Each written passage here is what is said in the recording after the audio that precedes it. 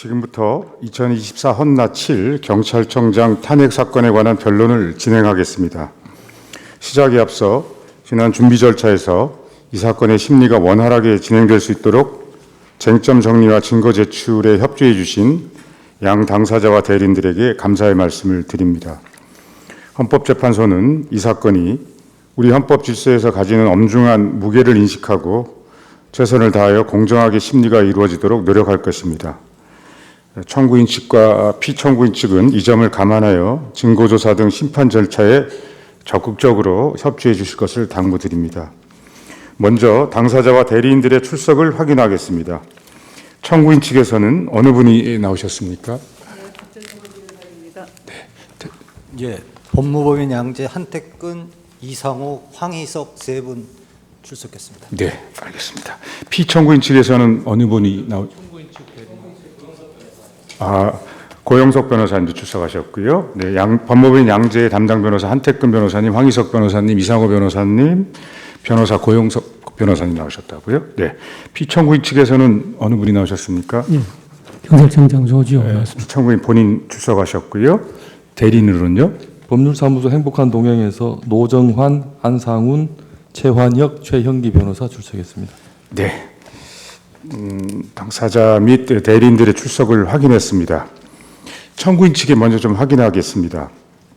청구인 측에서는 2025년 8월 25일자로 소송 절차 수개 신청서를 제출하셨지요. 그 신청서의 내용은 소추위원인 법제사법위원장 이춘석 의원이 2025년 8월 21일 사임하였고 같은 날 국회 본회의에서 추미애 의원이 신임 법제사법위원장으로 선출되었으므로 소송 절차를 수개한다는 내용이지요. 예.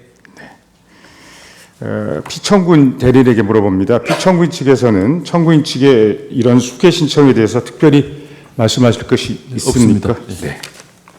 그렇다면 소송 절차 수개 신청을 허가하도록 하겠습니다. 그럼 오늘 변론기일 진행 순서를 간략하게 말씀드리겠습니다. 먼저 청구인 측에서 소추 사실의 요지를 진술하시고 피청구인 측에서 그에 대한 의견을 진술하시겠습니다. 이어서 준비기일의 결과를 변론에 상정하고 이에 대한 당사자의 의견을 확인하겠습니다. 다음으로 이번 변론기일 전까지 제출된 서면들을 확인하고 준비기일에서의 변론 내용과 제출하신 서면의 내용을 바탕으로 양 당사자 측이 쟁점에 관한 주장과 의견을 구체적으로 진술하시도록 하겠습니다. 그 다음 변론기일 전까지 신청된 증거에 관하여 가능한 범위 내에서 증거 체부를 결정하고 채택된 증거에 대해서는 증거 조사를 하겠습니다. 확인할 게 있는데요. 우리 재판부가 파악하기로는 피청구인께서는 건강이 좋지 않다고 들었습니다. 재판 진행 중에 불편한 상황이 생기면 재판 징이라도 대리인을 통해서 재판부에 알려주시길 바랍니다. 저희 재판부는 이를 고려해서 재판을 진행하도록 하겠습니다. 혹시 지금 요청하실 사항이 있는지요? 네, 없습니다. 네, 알겠습니다. 그럼 심리를 진행하도록 하겠습니다. 먼저 청구인 측에서 탄핵 소추 의결서에 따른 소추 사실의 요지를 진술해 주시기 바랍니다. 30분을 넘지 않는 범위 내에서 해 주시길 바랍니다.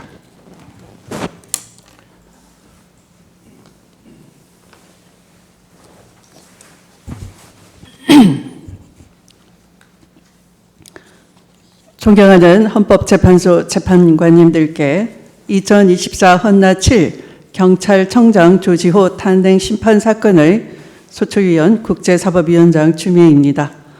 오늘 피청구인에 대한 탄핵 소추 사유를 말씀드리기에 앞서 지난해 12월 3일 계엄의 밤의 충격을 떠올리지 않을 수가 없습니다. 일국의 대통령의 지위에 있는 사람이 자신의 통수권 관할 하에 있는 군인과 경찰의 총칼을 앞세워 국회의원을 비롯한 정치인들을 체포 감금하고 국회를 침탈하고자 하였고 헌법기관인 선거관리위원회를 군경을 동원하여 사실상 장악하고자 하였습니다. 더욱 충격적인 사실은 윤석열 전 대통령이 국민의 직접 선거에 의해 만들어진 여소야대 국회에서 의결된 탄핵소추안, 주요 정부 예산 삭감 등 대통령에 대한 국회의 헌법상의 견제권을 행사한 것에 대해 반국가 행위라고 규정하면서 국회를 범죄자 집단의 속을 자유민주주의 체제를 붕괴시키는 파렴치한 종북 반국가 세력으로 낙인 찍으면서 일거에 척결하기 위해서 비상계엄을 선포한 것이라는 등의 궤변을 늘어놓은 것입니다. 하지만 윤석열 전 대통령의 반헌법적인 내란 행위는 국민의 저항과 동원된 군인들의 소극적 대처 속에 국회의 비상계엄 해제 결의로 큰 희생 없이 종식되었고 그 후 헌법재판소로부터 윤석열 전 대통령에 대한 탄핵 심판이 파면 선고되고 현재 특별검사에 의해 내란 세력에 대한 수사 및 재판이 진행되고 있습니다. 지금 다시 돌이켜보아도 윤석열 전 대통령의 위헌적인 비상계엄으로 촉발된 내란 사태는 총칼로 무장한 군인과 경찰과 국회로 모여든 시민들이 대치하는 극한 상황에서 국회로 모여든 시민들의 저항과 군경의 소극적인 대응이 없었다면 또 진행 과정에서 돌발적인 폭력 사태 등이 발생했더라면 얼마나 큰 희생이 발생하게 되었을지 수십 년 쌓아온 대한민국의 민주화는 얼마나 후퇴하게 되었을지 정말로 생각하고 싶지 않은 상황이 벌어질 수 있는 아찔한 상황이었습니다. 한편 윤석열 전 대통령의 위헌적인 비상계엄이 모의되고 선포되는 과정에서 대통령을 보좌하는 국무위원이나 관료들이 대통령에게 비상계엄이 위헌적이고 위법적인 것임을 지적하고 아무리 상관의 명령이라도 위법적인 명령에 따르는 것을 거부하였다면 비상계엄 사태가 사전에 좌절되거나 총칼로 무장한 군경이 시민과 대치하는 극한 상황까지 전개되지 않을 수 있었다는 점을 지적하지 않을 수 없습니다.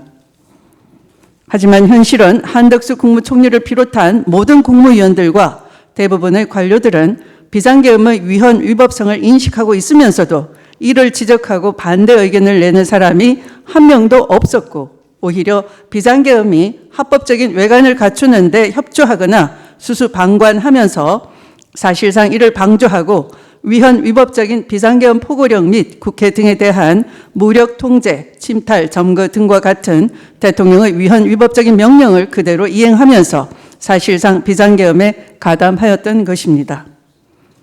나아가 국무총리를 비롯한 국무위원들 그리고 비상계엄에 동원된 군인과 경찰의 지휘 라인에 있던 장성들과 경찰 간부들은 국회에서 비상계엄 해제가 결의되고 헌법재판소의 탄핵 심판 사건이 진행되고 내란행위 가담자에 대한 수사와 재판이 진행되자 내란행위 가담을 적극 부인하면서 모든 책임을 상부에 돌리거나 심지어 부하들의 책임으로 돌리면서 책임 회피에 급급한 모습을 보이고 있습니다.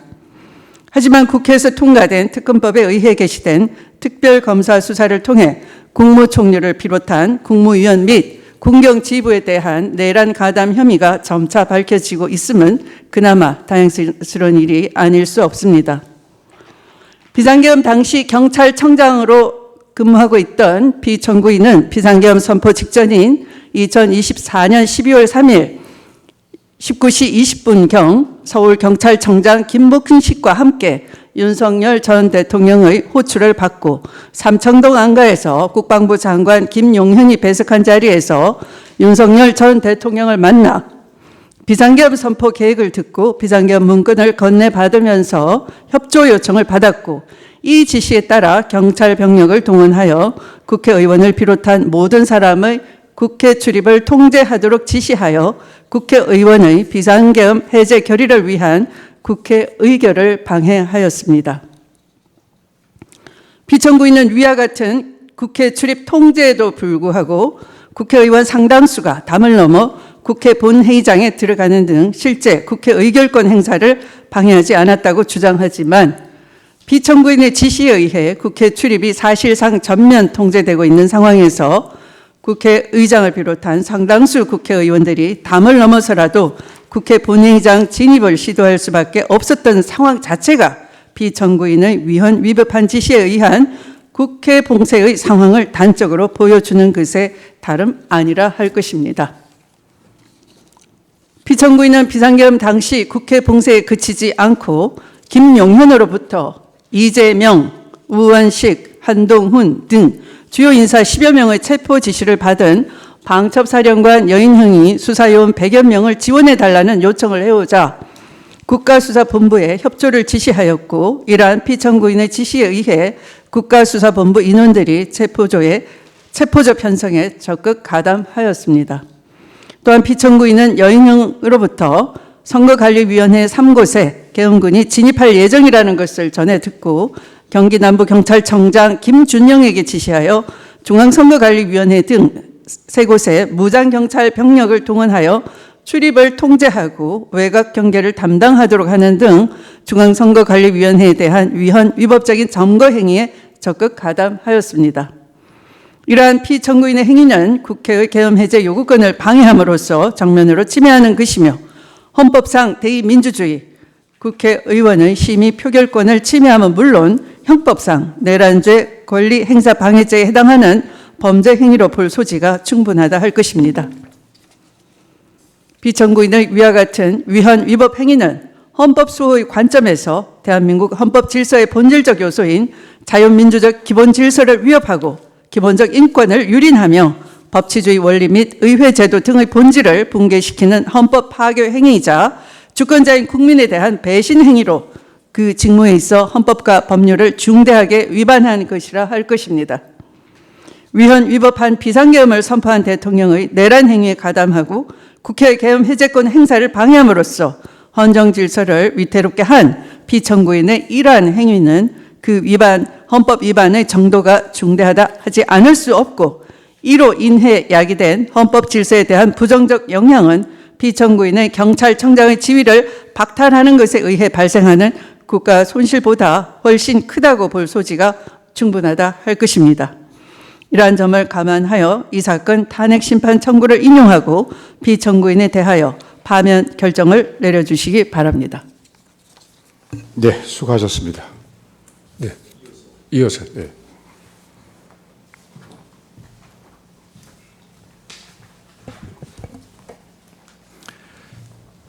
소추대리인 법무부인 양재의 황희석 변호사입니다. 간단하게 소위 PT를 할 수 있도록 자료를 준비했으니까 화면을 보면서 설명하도록 하겠습니다. 중복되지 않는 범위 내에서 탄핵 소추의 요지를 간략하게 살펴보도록 하겠습니다. 목차는 12.3 비상계엄과 피청구인의 가담 행위를 살펴보도록 하겠습니다. 첫 번째는 12.3 비상계엄의 위헌과 위법성을 살펴보고, 구체적으로 피청구인의 가담 행위 첫 번째로서 국회 봉쇄와 출입 통제 행위를 살펴보겠습니다.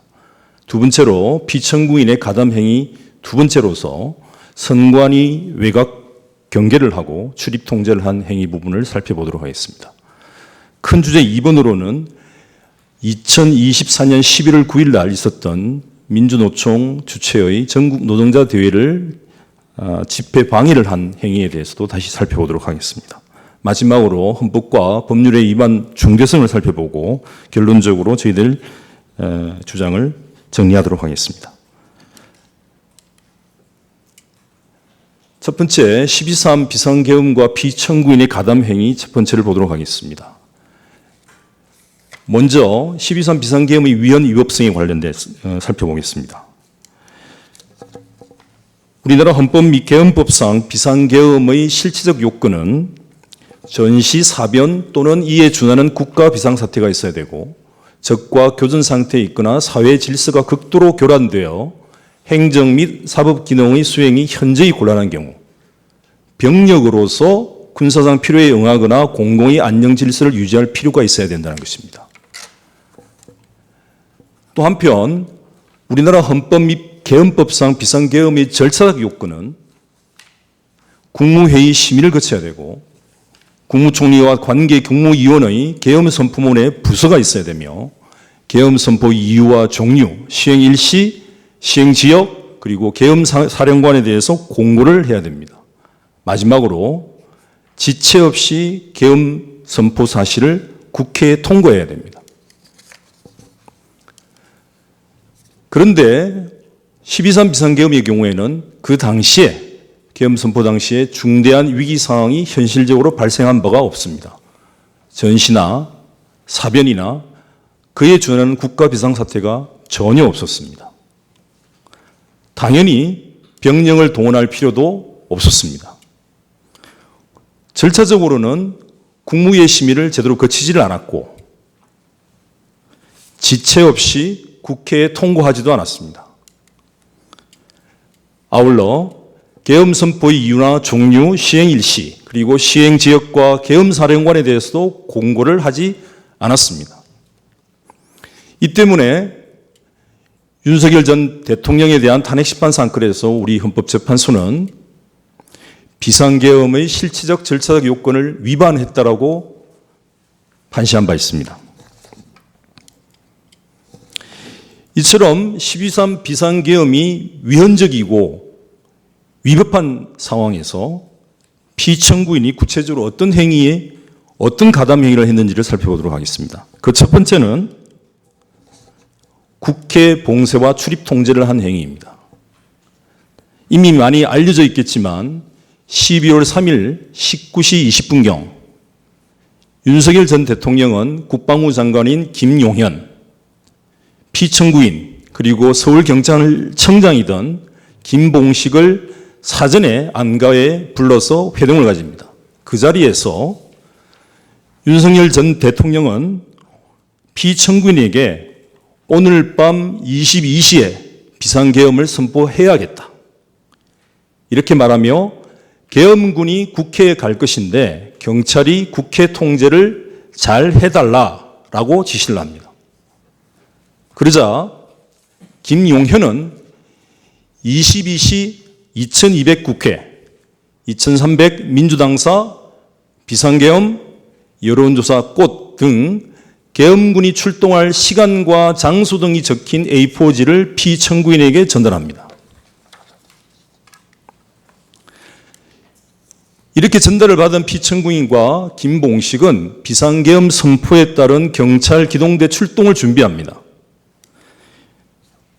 김봉식은 비상계엄 발령 시 동원 가능한 야간 근무 기동대 현황을 파악해서 피청구인에게 직접 보고를 합니다. 그리고 김용현은 22시 계엄 선포 지연이 예상되자 피청구인에게 전화를 걸어서 계엄이 좀 늦어질 것 같다며 그대로 대비를 해달라고 부탁을 합니다. 이제 비상계엄이 선포됩니다. 비상계엄이 선포되자 김봉식은 22시 31분경 계엄 선포가 되었다면서 준비된 기동대 병력을 배치하겠다라고 피청구인에게 보고를 합니다. 그러자 피청구인이 한 말이 있습니다. 알겠다입니다. 김봉식은 피청구인의 승낙을 받자 모든 국회 출입물에 기동대를 배치하고서 22시 45분경 피청구인에게 다시 이 상황을 보고합니다. 그러자 그때부터 국회의원을 포함한 모든 사람의 국회 출입이 전면 차단되고 통제됩니다. 물론 그 중간에 일시적으로 출입이 허용된 경우가 있었습니다.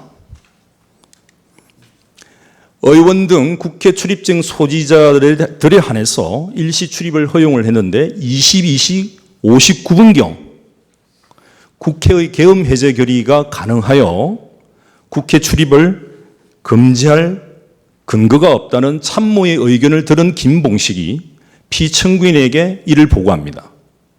그러자 곧이어 국회 출입증 소지자에 한해서 국회 출입이 허용됩니다. 그런데 피청구인은 이것을 아전 인수교육으로 해석을 하고 있습니다. 사실은 이 행위는 국회 봉쇄의 위헌 위법성을 피청구인 스스로 잘 알고 있었다는 뜻이기도 합니다. 그런데 다시 포고령이 발령이 되자 2차 국회 봉쇄에 들어갑니다. 22시 30분경 박안수가 피청구인에게 국회 출입을 차단해달라고 요청을 합니다. 그리고 이 요청을 받은 피청구인은 곧바로 22시 35분경 경찰청 경비국장인 임정주에게 그리고 22시 36분경 김봉식에게 국회 출입 완전히 통제하라라고 지시를 합니다. 이에 대해서 경찰 간부들이 제거해달라고 요청을 하죠. 그런데 이에 대해서 피청군이 한 말이 있습니다. 이 요청을 당연히 묵살합니다. 뭐라고 묵살을 하느냐? 포고령 따르지 않으면 우리가 체포된다 였습니다.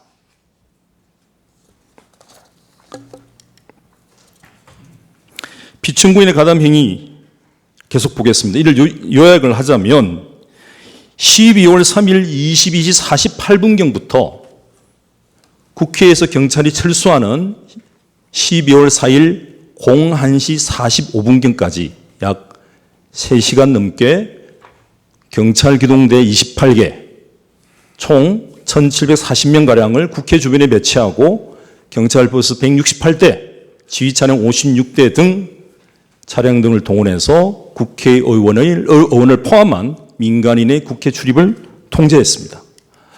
바로 이것이 국회 봉쇄라고 하는 것입니다. 그 구체적인 현황과 일시는 여기에 기재된 표와 같습니다.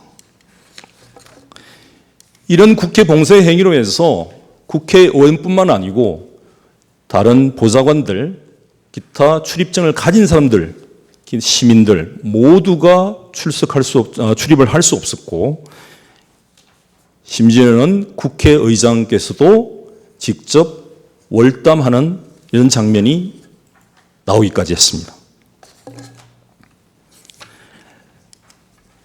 또 한편에서는 이런 국회의원들이 계엄 해제 의결을 막기 위해서 주요 인사 합동 체포조를 편성하고 운영을 했습니다. 김용년이 여인영 방첩사령관에게 이재명, 우원식 등 주요 인사 10여 명을 체포하라고 지시를 하자 여인영은 피청구인에게 직접 전화를 걸어서 수사요원 100명을 지원해달라, 이재명, 우원식 등 10여 명을 체포하라, 경찰에서 그 위치를 확인해달라고 요청을 합니다. 그러자 피청구인 한 말이 있습니다. 알겠다. 국가수사본부와 실무적으로 상의하라.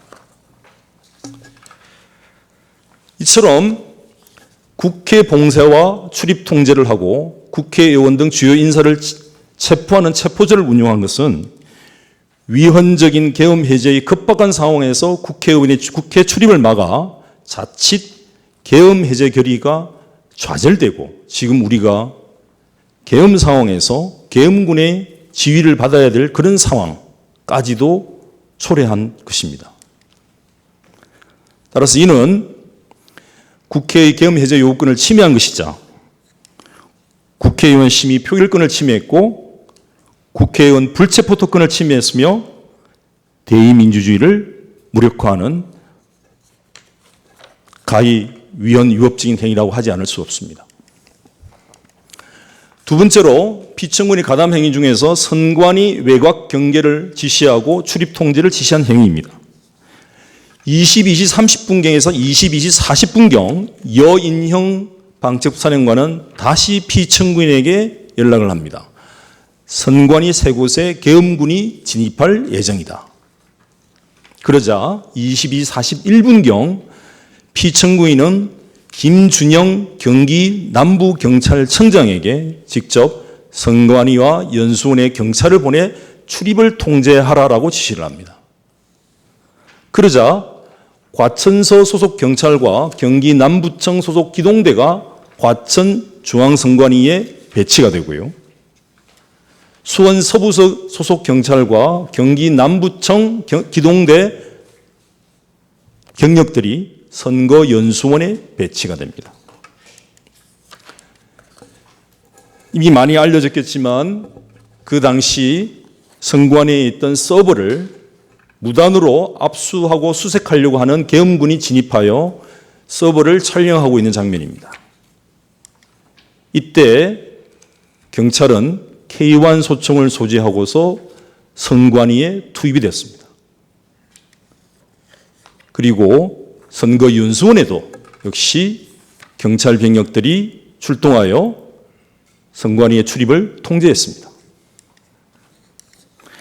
이처럼 선관위 외곽 경계를 하고 출입 통제를 한 행위, 그리고 반면에 계엄군을 선관위에 진입하도록 허용한 행위는 소위 부정선거 증거를 확보를 위해서 투입된 계엄군의 위법한 압수수색 및 선관위 활동을, 독립적인 활동을 침해하는 행위라고 볼 수밖에 없습니다. 따라서 이는 헌법상 영장주의를 위반한 행위이자 헌법상 합의제 기관의 독립성을 침해했고 경찰의 중립과 권한 남용 금지 의무를 위반한 것이라고 볼 수밖에 없습니다. 마지막으로 11월 9일 날 전국 노동자 대회에 있었던 집회를 방해한 부분에 대해서 설명드리겠습니다. 이 집회는 2024년 전태일 열사 정신개성 전국 노동자 대회라는 명칭으로 민주노총이 주최한 집회입니다. 그 일시는 2024년 11월 9일 날 16시부터 코리아나 호텔에서 숭례문 방향 차도와 인도에서 개최되었고 그 이전에 사전 집회로서 13시부터 14시 30분까지 본 집회 장소 부근 여러 곳에서 민주노총 가맹 조직별로 사전 집회를 개최한 다음 본 집회 장소로 행진하여 합류하도록 되어 있었습니다.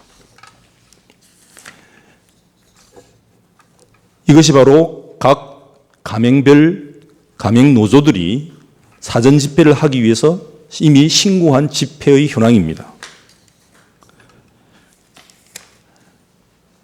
민주노총은 사전 집회를 모두 적법하게 신고를 했습니다.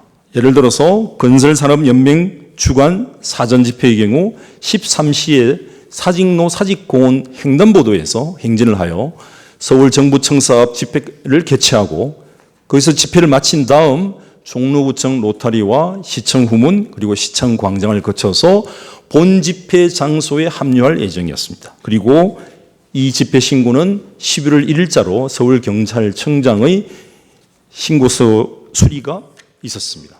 바로 이것이 당시에 신고된 신고서이고 수리된 신고서입니다. 한편 본 집회도 적법하게 신고한 집회였습니다.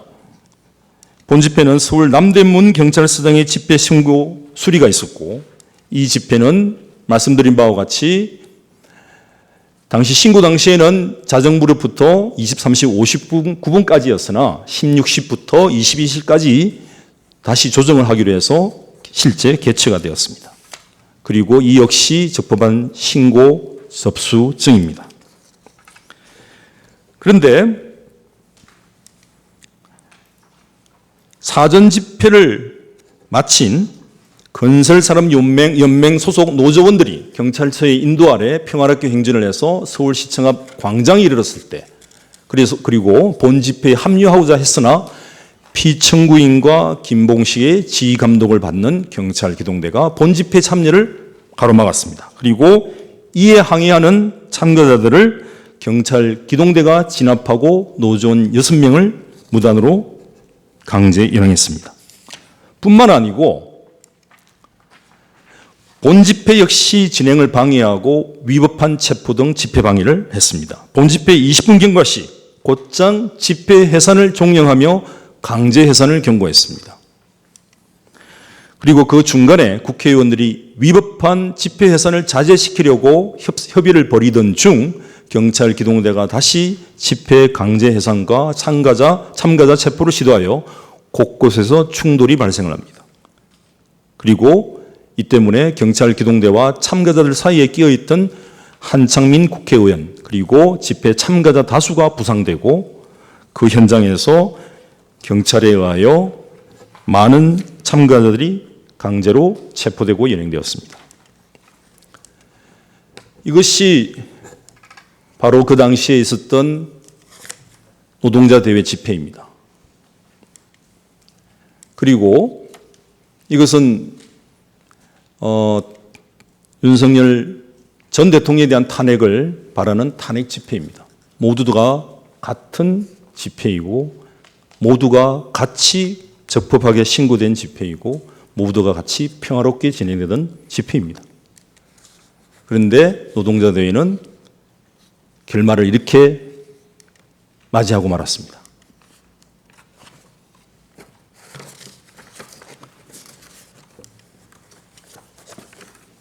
이것은 헌법이 보장하는 집회 결사의 자유를 침해한 것에 다름 아닙니다. 적법하게 신고되고 평화롭게 진행되던 사전 집회와 행진 그리고 본 집회에 대해서 피청구인 등 경찰 지휘부는 자의적이고 폭력적으로 해산 일변도의 집회 대응을 했고 그 과정에서 수많은 사람들이 체포되고 부상을 입었으며 강제 연행되었습니다.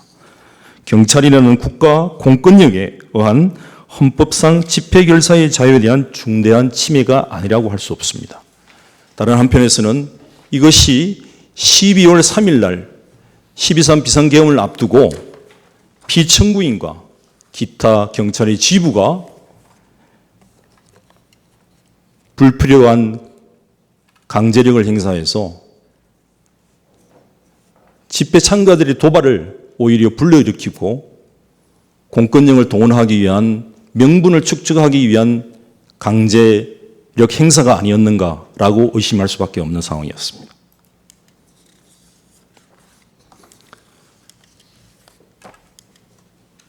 이 같은 피청구인의 행위에 대해서 이것이 과연 어떠한 법을 위반한 것인지 한번 살펴보도록 하겠습니다. 피청구인은 위헌적 비상계엄 관련해서 윤석열과 내란 종료 임무 종사자들의 지시와 요구를 그대로 추종했습니다. 단 한 번도 아니오라고 한 적이 없습니다. 비상계엄을 해제하려는 국회의원 등의 헌법적 행위를 막기 위해서 국회 봉쇄와 출입 통제를 행하였습니다. 그리고 심지어는 국회의원들을 체포하기 위한 체포조 역시 운영하였습니다. 이는 헌법적으로 도저히 묵과하기 어려운 행위입니다. 아울러 피청구인은 독립적인 헌법기관의 선관위를 침탈하는 계엄군에 상당한 지원을 제공하고 이들의 위법한 행위를 옹호하고 원조하는 위법적인 행위를 저질렀습니다. 아울러 평화적이고 합법적인 집회를 자의적으로 강제 해산함으로써 집회 결사의 자유를 침해하였습니다. 피청구인의 이러한 행위는 경찰 본연의 임무에서 중대한 일탈을 한 것이라고 볼 수밖에 없습니다. 경찰법 제3조 경찰의 제1의 임무는 국민의 생명, 신체, 재산의 보호라고 명시되어 있습니다. 그리고 경찰법 제5조는 불가침의 기본적 인권을 보호하고 국민 전체에 대한 봉사자로서 공정 그리고 중립을 준수할 것 그리고 권한을 남용하지 말 것을 명시하고 있습니다. 경찰의 임무나 경찰의 중립 업무 등의 준수 대신에 피청구인은 오히려 위헌적인 비상계엄에 매달린 정권의 지시에 복종을 했습니다.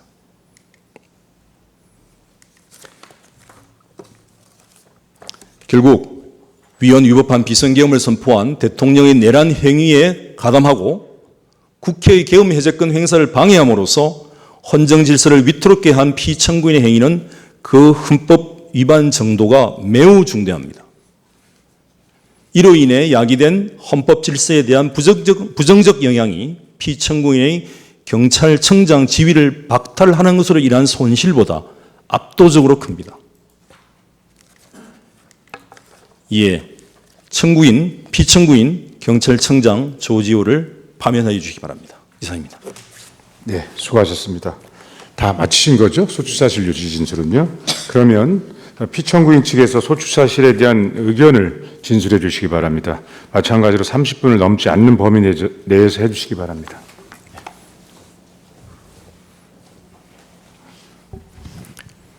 안녕하십니까. 피청구인 변호를 맡고 있는 법률사무소 행복한 동행 대표 변호사 노정환입니다.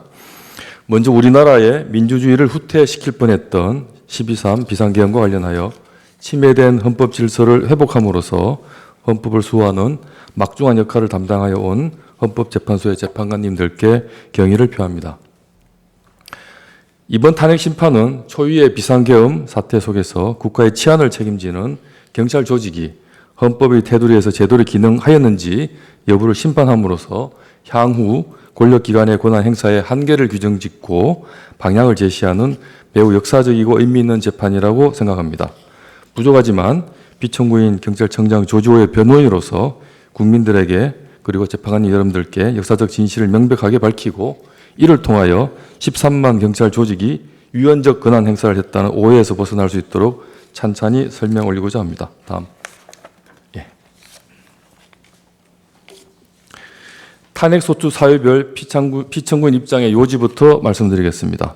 청구인 국회처의 탄핵소추 사유는 크게 비상계엄 관련 내용과 전국 노동자 대회 관련 내용 두 가지로 구성되어 있습니다.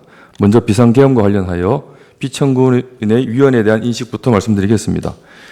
피청구인은 삼청동 안가해동 당시에 대통령으로부터 비상계엄 계획을 일방적으로 통보받았을 뿐 사전 공부를 한 사실이었습니다. 뿐만 아니라 피청구인은 비상계엄 선포 이후 3시간의 짧은 시간 동안 헌법과 법률의 테두리 안에서 적법하게 지휘권을 행사하기 위해 고뇌하고 노력하였습니다. 특히 뒤에 상세히 설명드린 바와 같이 3차례 항명을 통하여 오히려 비상계엄의 실현을 막아내는데 사실상 기여했다는 말씀을 드립니다. 국회 출입 통제 관련 청구의 입장은 다음과 같습니다. 피청구인은 국회 출입 통제와 관련하여 포고령 이전에는 국회 출입문 통제를 해제하여 의원님들과 보좌관 그리고 기자분들까지 출입하여 계엄 해제 의결을 하실 수 있도록 조치하였습니다. 포고령 이후에는 계엄 사령관의 지시에 따라 어쩔 수 없이 국회 출입문을 통한 출입은 통제하였습니다만 그 와중에서도 높이 1.2m, 길이 2.5km의 담벼락을 통한 출입은 사실상 방치하였습니다. 다음으로 선관위 출입 통제 관련 청구인 입장 요지입니다. 피청구인은 선관위에 군이 출동한 소식을 듣고 치안 유지 차원에서 불상사가 발생하지 않도록 경력을 출동시켜 우발 대비만 하도록 지시하였을 뿐입니다. 피청구인은 군의 위헌적 압수수색은 사전에 알지도 못하였고 따라서 이를 지원하는 등의 잘못된 위헌적 지시를 한 바가 없습니다. 마지막으로 전국 노동자 대회 관련 피청구인 입장의 요지입니다. 피청구인은 전국 노동자 대회와 관련하여 서울경찰청장의 책임과 권한으로 적법하게 집회 시위를 관리하였다는 사후 보고를 받았을 뿐 집회 과정에서 어떠한 위헌적 지시를 한 바가 없습니다. 다음 보시겠습니다. 피청구의 당시 상황 인식에 대해서 설명드리겠습니다. 계엄 당시 피청구의 행적은 3차례의 항명 그리고 사직의사 표명으로 요약할 수 있습니다. 차례로 말씀드리면 피청구에는 삼청동 안가해동에서 대통령의 비상계엄 계획을 일방적으로 통보받았으나 계엄을 실현하거나 지원하기 위한 어떠한 조치도 하지 않고 공간으로 복귀하여 휴식을 취하였다는 것이 바로 1차 항명입니다. 그리고 방첩사령관으로부터 정치인 체포조 지원을 요청받았으나 이를 묵살하였다는 것이 2차 항명이며 마지막으로 포고령 발령 이후에 대통령이 직접 전화를 걸어 국회의원 체포 지시를 한 것을 무려 6번이나 받고도 이를 모두 거부하였다는 것이 3차 항명입니다. 그리고 피청구인은 부당하다고 판단했던 계엄 상황이 종료되자 새벽 6시경에 행안부 인사 담당자에게 전화해서 당당하게 사직 의사를 표명하였습니다. 이러한 피청구인의 행적을 통해 피청구인의 상황 인식은 다음과 같이 추론할 수 있습니다. 계엄 당시에 안타깝게도 피청구인은 헌법상 계엄 선포권자인 대통령이 형식적으로 절차를 모두 거쳐서 선포했기에 명백하게 위헌이 된다고 감히 판단하지 못하였습니다. 다만 민주주의를 후퇴시키는 부당한 계엄이라고 판단하여 평상시에도 수행해야 되는 치안 유지의 경찰 소임은 기꺼이 수행하면서도 부당한 계엄을 실현하는 데 기여하는 불법적 명령에는 모두 사직할 각오로 항명한 것입니다. 존경하는 재판장님, 당시 계엄은 정확하게 3시간 동안 벌어진 사건입니다. 비법률가인 피청구인은 너무도 급박한 상황 하에서 이번 비상계엄은 위헌이 명백하다. 대통령과 계엄사령관 지시에 절대 따르면 안 된다. 이렇게 판단하지는 못했습니다. 그렇다면 피청구인이 3번이나 항명하고 사직의사를 표명하는 동안 다른 부처에는 어땠습니까? 당시 언론에 따르면 법률가 조직인 법무부, 대검찰청, 법제처 등 다양한 행정부처와 심지어 대법원도 비상계엄 관련 후속 조치 회의가 개최되었다는 내용으로 보도된 바 있습니다. 하지만 이들 각 부처 회의에서도 명백한 위헌이라고 판단하고 후속 조치를 하면 안 된다는 결론에 이런 부처가 있을지 매우 궁금합니다. 피청구인 변호인은 비상계엄 대책을 논의한 각 부처의 회의 개최 여부, 참석자 명단, 발언 내용이 기재된 회의록 등에 대한 사실조회를 신청한 바 있습니다. 이번 탄핵 심판을 통하여 과연 3시간 동안, 짧은 3시간 동안 이번 계엄이 명백한 위헌이라는 결론에 쉽게 도달할 수 있는 상황이었는지, 치안 유지 소임을 담당하는 경찰청장에게 법률 전문가보다도 더 높은 잣대를 적용하는 것이 옳은지 그 진실이 밝혀지고 공정한 기준이 제시되기를 기대한다는 말씀을 드립니다. 다음, 피청구인이 대통령과 사전 공모했다고 오해받고 있는 삼청동 안가 회동의 역사적 진실에 대해서 말씀드리겠습니다. 언론에 잘 알려진 바와 같이 피청구인은 24년 12월 3일 계엄 당일날 저녁 7시 20분경 갑작스러운 대통령 호출을 받고 삼청동 안가에서 서울경찰청장 그리고 국방부 장관과 함께 대통령을 면담한 것은 사실입니다. 하지만 이날은 토론이나 의견 청취 하나 없이 대통령이 일방적으로 약 10분간 현재 전국의 어려움, 야당의 폭주 등에 대하여 장황하게 설명하였고 면담이 끝날 무렵에 그래서 계엄을 선포해야 한다라는 발언을 하였습니다. 그제서야 피청구인은 대통령이 서두에서 한 얘기들이 모두가 계엄의 정당성을 설명한 것임을 알 수 있었습니다. 그리고 면담 종료 즈음에 국방부 장관이 2200 비상계엄 선포, 2200 국회 등으로 기재된 A4 용지를 교부하여 이를 건네받았고 읽어볼 새도 없이 대통령은 말을 마치고 퇴실하였습니다. 면담이 종료한 후에 피청구인은 서울경찰청장과 함께 차량으로 이동하였습니다. 이때 서로 간에 이런 대화를 나눴습니다. 이게 말이 되느냐? 우리를 시험하는 거냐? 라는 식으로 매우 황당하다는 그 식으로 대화를 하였습니다. 서울경찰청장은 서울경찰청 청사로 출근했지만 피청구인은 이 비상계엄은 도저히 이행될 수 없다고 생각되어 공간으로 귀가하여 식사 후 휴식을 취했으며 A4 용지 내용도 터무니없다고 생각되어 파기하였습니다.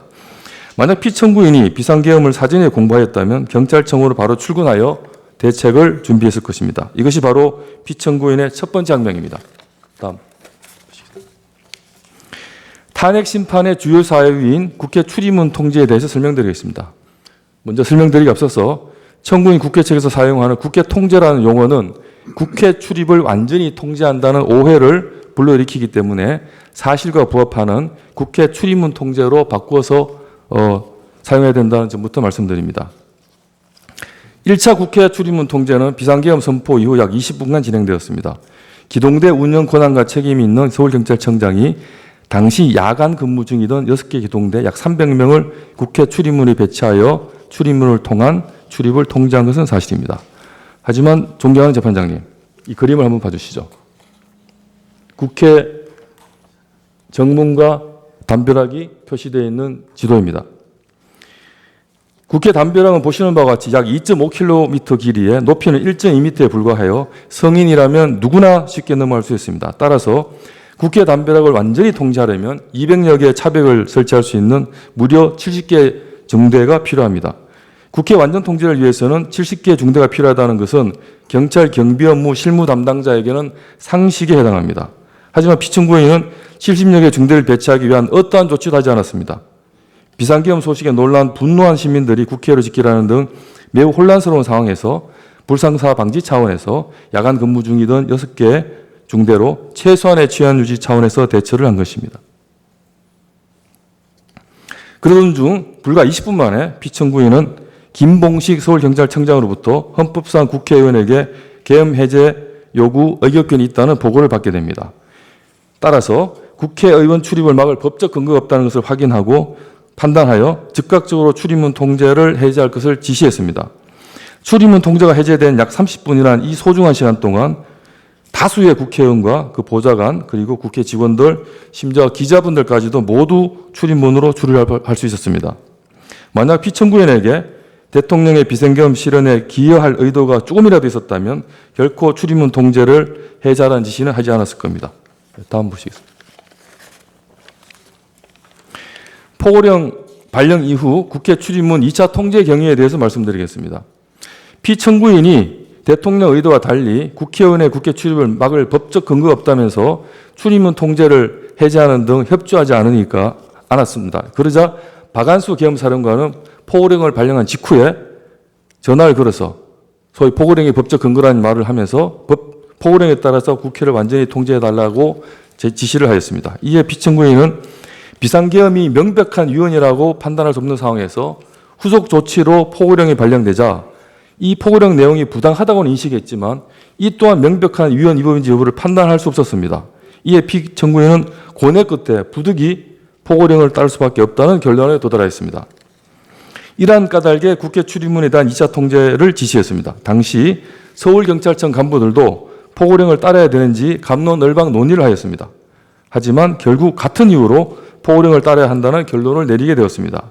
그리고 분노한 시민들이 민주주의를 수호하기 위하여 국회로 개소하여 지키람에 따라서 서울경찰청장의 권한과 책임으로 뒤늦게 기동대가 일부 정원됐지만 대부분이 계엄 해제 요구안이 의결된 이후에 국회에 배치됐습니다.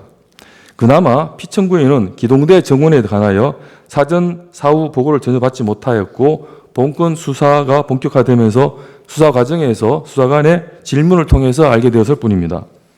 그리고 계엄 해제 요구안 의결 이후에도 일정 시간 유혈 사태를 우려하여 출입을 조금 더 통제한 것은 언론에서 보도된 바와 같습니다.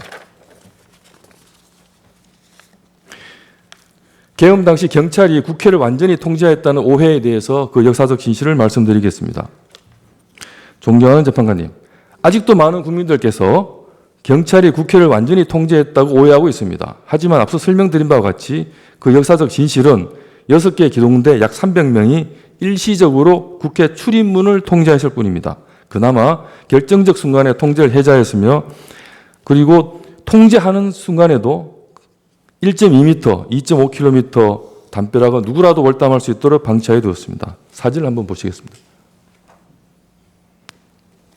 보시는 사진과 같이 심지어 국회를 출입하고 했던 분들은 경찰차와 경찰 앞에서도 당당하게 이렇게 월담했습니다. 이것이 역사의 진실입니다. 피청구인은 포고령 발령 직후에 대통령으로부터 무려 6회에 걸쳐 다급한 목소리로 국회의원들을 체포하라라는 지시를 받았지만 위법 부당하다고 판단하여 모두 묵살하였습니다. 이것이 바로 세 번째 악명입니다. 그리고 계엄 상황이 종료되자 대통령은 피청구인에 전화하여 덕분에 빨리 끝나서라며 섭섭함을 전달했습니다. 대통령은 피청구인이 자신의 뜻대로 움직이지 않는 바람에 결국 국회에서 신속하게 계엄 해제 요구 의결을 하였다는 사실을 충분히 알고 있었기 때문에 이러한 말을 한 것으로 판단됩니다. 아이러니하게도 피청구인이 국회의 조속한 계엄 해제 요구 의결에 기여했다는 사실을 계엄을 선포한 대통령이 제일 먼저 알아봐 주었던 것입니다. 다음 보시겠습니다. 다음으로 탄핵 사유 중 선관위 출입 통제의 진실에 대하여 말씀드리겠습니다. 비상계엄 선포 직후에 피청구인은 여인형 방첩사령관의 전화를 받았습니다. 이 전화에서 방첩사령관은 피청구인에게 안보수사관 100명의 지원 그리고 주요 정치인 체포를 위한 위치정보 확인을 요구하였습니다. 하지만 피청구인은 정치인 체포를 위한 지원은 전혀 법적 근거가 없다고 생각하여 해당 부서에 어떠한 지시도 하달하지 않은 채 묵살하였습니다. 이것이 바로 두 번째 악명입니다. 다만 방첩사령관으로부터 계엄군이 선관위로 간다는 얘기를 청취하고는 시민들과의 물리적 충돌이 우려되어 즉시 경기 남부경찰청장에게 전화를 걸어 우발 대비를 하라고 지시한 것은 사실입니다. 우발 대비의 의미에 대해서 말씀드리겠습니다. 우발 대비란 경찰 경비부서에서 사용하는 전문 용어로서 밖에서 안으로의 출입은 막대, 안에서 밖으로의 출입은 허용하여 이른바 진공 상태를 만들어 충돌을 예방하는 소극적 경력 운영 방식을 의미합니다. 당시 계엄사령관은 선관위 압수수색과 관련하여 이와 관련한 정보를 피청구인에게 전혀 알려주지 않았습니다. 따라서 피청구인은 계엄군을 동원하여 선관위를 위헌적으로 압수수색한다는 사실을 사전에 알지 못하였습니다. 다만 계엄군이 출동한다는 정보를 듣고 통상의 치안 유지 차원에서 군과 시민의 충돌을 막기 위한 최소한의 소극적 경력 운영을 지시한 것입니다. 다음, 계엄 상황 종료 후 피청군이 사의를 표명한 경우에 대해서 말씀드리겠습니다. 위에서 간략히 살펴본 바와 같이 피청구인은 세 차례 항명과 국회 출입문 통제 해제 등으로 사실상 국회 계엄 해제에 기여하였으며 대통령으로부터 덕분에 빨리 끝났다는 약간 조롱기 있는 그리고 섭섭함을 토로한 전화까지 받았습니다. 피청구인은 민주주의 가치와 질서를 수호하는 역사적 소임을 다하였고 자신을 발탁해준 인사권자인 대통령 개인이 아니라 대한민국 국가에 충성을 다하였습니다. 하지만 결과적으로 인사권자 대통령 개인에게 불복한 이상 대통령의 지위를 계속 받아야 하는 경찰청장직을 더 이상 유지할 수 없다고 판단하게 되었습니다. 그리하여 계엄이 해제된 당일 새벽 6시경 행안부 인사담당 경찰국장에게 전화를 걸어 사직 의사를 표명하였습니다. 하지만 당시 경찰국장은 옳은 일을 하였는데 왜 사직하려 하느냐라고 극구 만류하였습니다. 피청구인은 지금도 계엄 상황 당시 상황을 돌이켜보며 딱히 후회할 행동이 없지만 사직 의사를 밝혔을 때 경찰국장의 만류를 뿌리치지 못한 것 이거 하나가 후회된다고 합니다. 존경하는 재판관님, 피청구인은 사직을 각오했기에 부당한 대통령 명령에 당당히 불복하였습니다. 이 대목에서 변호인은 묻고 싶습니다.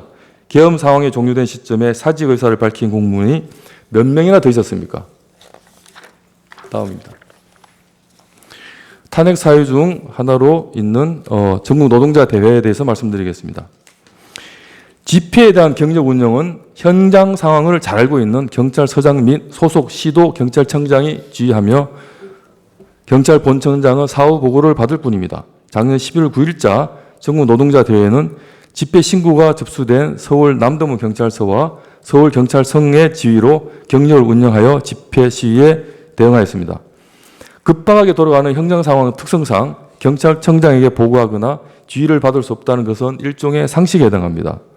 이와 같은 연유로 피청구인은 전국 노동자 대회 당시에 어떠한 지휘권도 행사한 적이 없으며 사후에 응당 합법적으로 집회 시위를 관리하였다는 취지로 보고받은 것이 전부입니다.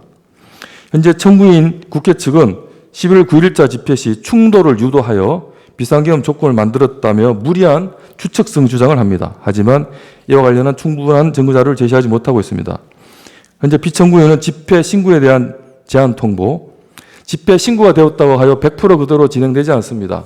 각 경찰청에서 상황을 살펴서 제한 통보를 합니다. 따라서 이 제한 통보를 받고 난 다음에 집회 주최자 측은 불복하는 경우 관련 행정쟁송을 합니다. 그 결과, 관련 행정쟁송 결과, 그리고 경찰서 및 서울경찰청의 각 무전방 녹취록, 당시에 집회 지휘 관리 사항은 무전방으로 보고하고 지휘하기 때문에 모든 내용이 녹취되어 있습니다. 그 무전방 녹취록, 그리고 집회가 끝나면 해당 경찰서와 경찰청에서는 사후에 집회를 종합적으로 평가해서 하는 보고서가 작성됩니다. 그 평가 보고서, 그다음 이 사건으로 연행됐던 사람들에 대한 수사 기록 등 관련 증거 자료를 확보해 주십사 사실조회 신청을 한 바가 있습니다. 이들 자료가 확보되면 피청구인의 의견을 상세히 정리하여 제출하도록 하겠습니다. 다음 보시겠습니다. 헌법 위반, 위헌의 명백성을 판단하는 방법 내지 기준에 대해서 말씀드리겠습니다. 존경하는 재판관님, 사건 발생 후에 사후에 알게 된 지식을 바탕으로 전지적 관점에서 평가하는 것을 사후적 고찰이라고 하는데, 이러한 사후적 고찰은 필연적으로 많은 오류를 초래합니다. 사람의 인지구조상 아는 것을 모르는 것으로 하고 판단하는 것은 불가능하기 때문에 그렇습니다. 계엄 이후에 정치적 신념과 성향에 따라서 위헌 여부에 대하여 많은 논란이 있었던 것은 잘 알려진 사실입니다. 서로의 정치적 성향과 신념에 따라서 위헌이다 합헌이다 하면서 찬반 집회가 오랫동안 지속되었습니다. 그리고 헌법재판소도 계엄의 위헌성 판단에 3개월이 소요되었습니다. 하지만 존경하는 헌법재판소 재판관님들의 선행 위헌 판결 이후에는 위헌 시비 논란이 모두 사라졌습니다. 문제는 위헌 시비가 종식된 현재의 상황 하에서 피청구인이 탄핵 심판을 받는다는 것입니다. 하지만 피청구인이 권한 행사를 할 때는 위헌 시비가 종식되지 않는 상황이었다는 걸 말씀드리고자 합니다. 우리나라 국민이라면 헌법재판소가 대통령에 대하여 위헌 결정을 하였다는 사후적 지식을 모르는 사람은 없습니다. 헌법재판소가 만장일치로 비상계엄에 대하여 위헌 결정을 하였으니 당시 경찰청장이라는 고위직 인사라면 당연히 위헌임을 인식해야 한다.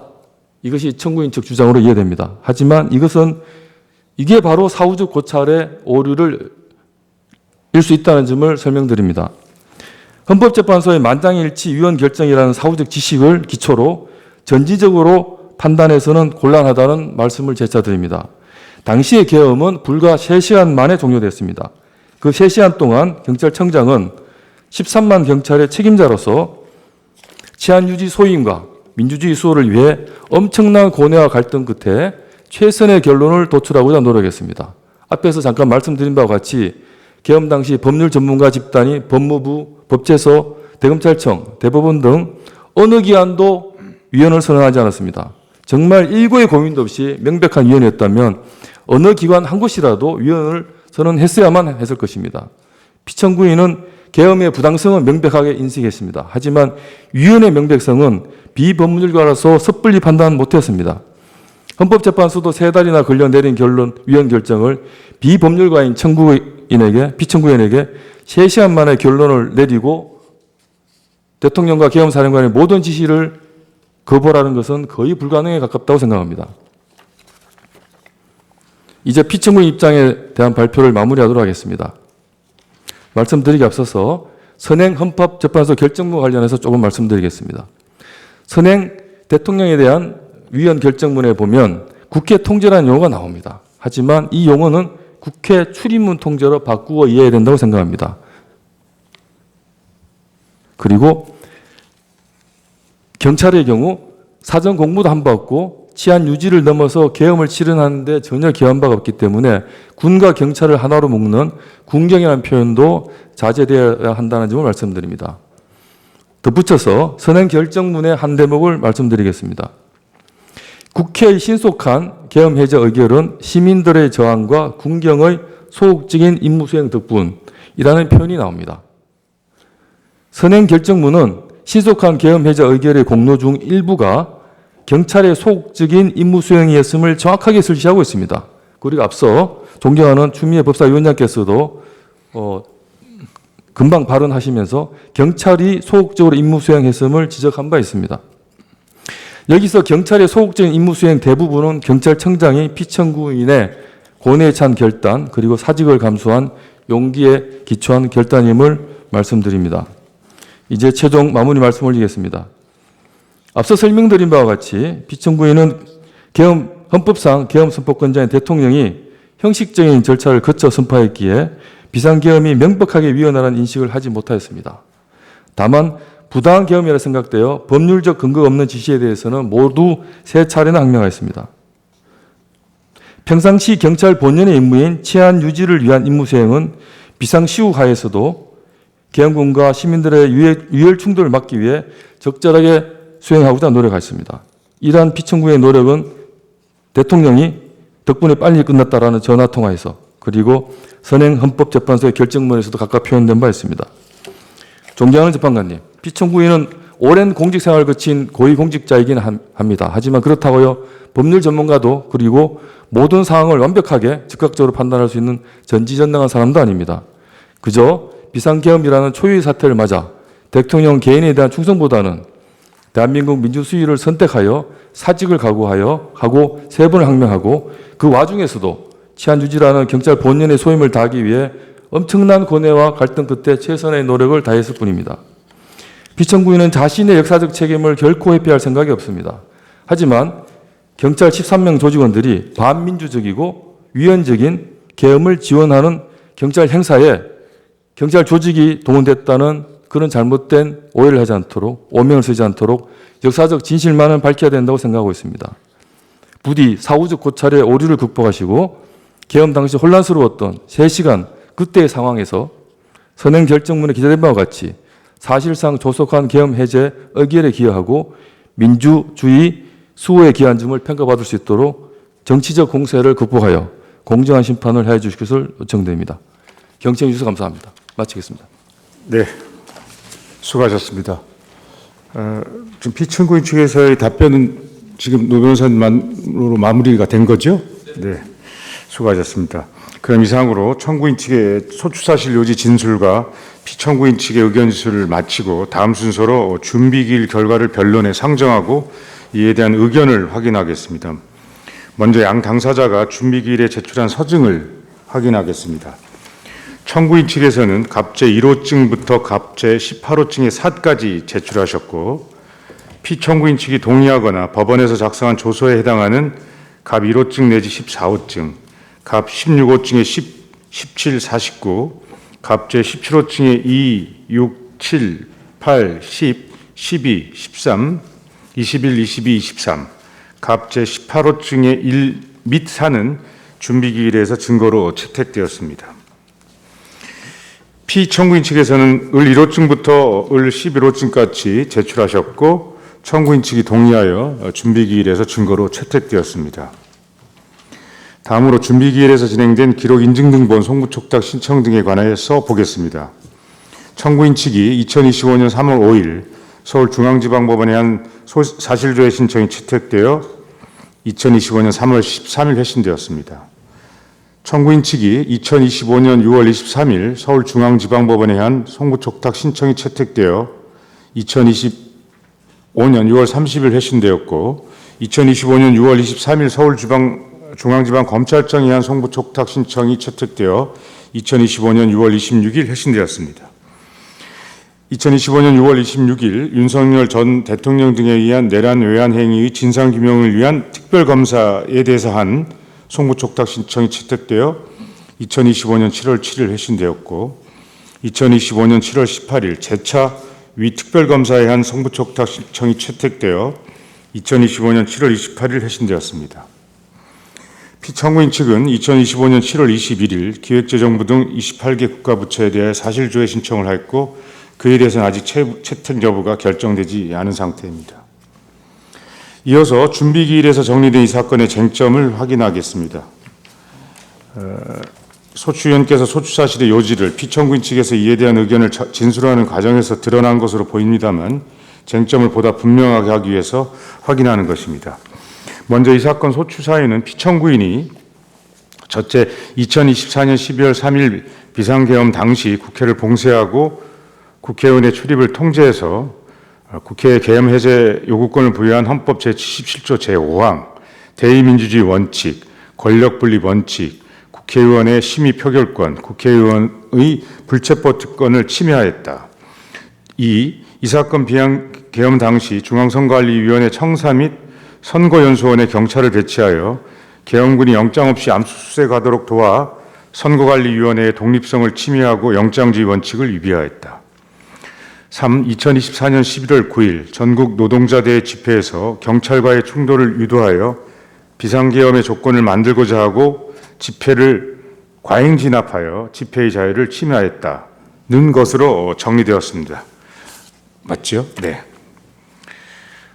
이에 대해서 피청구인은 1. 국회 출입 통제와 관련해서는 대통령과 사전에 계엄을 공모한 사실이 없고 계엄 선포 우발 사태에 대비하기 위하여 국회에 경찰을 보냈을 뿐 국회의원의 국회 출입을 통제하거나 국회의 비상계엄 해제 결의를 막은 사실이 없으며 계엄사령관 박안수가 포고령에 따라 국회 출입 통제를 요구하여 포고령에 따르지 않으면 처벌될 수 있다는 판단에 국회 출입문만 소극적으로 막고 사람들이 국회 담벼락을 넘는 것을 방치하였다.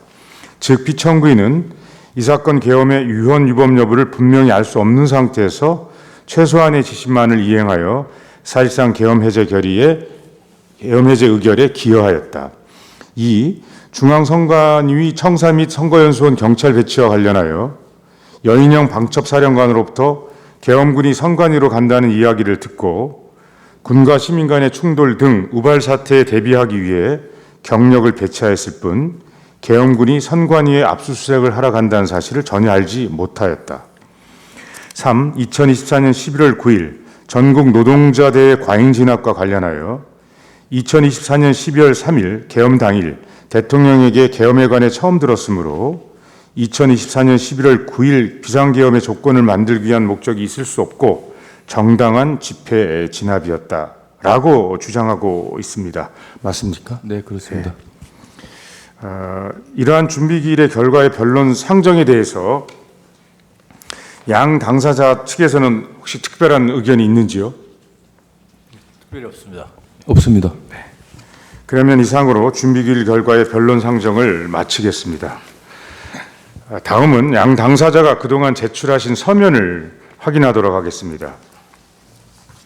청구인 측에서는 2024년 12월 12일 탄핵소추 의결서, 2025년 3월 5일 사실조회 신청서, 2025년 6월 23일 인증등본 송부 촉탁 신청서 2건, 2025년 6월 26일 인증등본 송부 촉탁 신청서 1건, 6월 30일 소송 절차 수개 신청서, 7월 17일 증거 및 소명 자료, 증거 목록, 7월 18일 송부 촉탁 신청서 준비 서면, 8월 8일 증거 설명서 2건, 증거 및 소명 자료, 2025년 8월 11일 준비 서면, 8월 19일 의견서, 8월 25일 소송 절차 수개 신청서, 8월 27일 송부 촉탁 신청서, 9월 2일 준비 서면, 증거 및 소명 자료, 증거 목록, 같은 해 9월 5일 증거 및 소명 자료, 증거 설명서, 그리고 어제인 2025년 9월 8일 증거 및 소명 자료, 증거 설명서를 제출하셨습니다.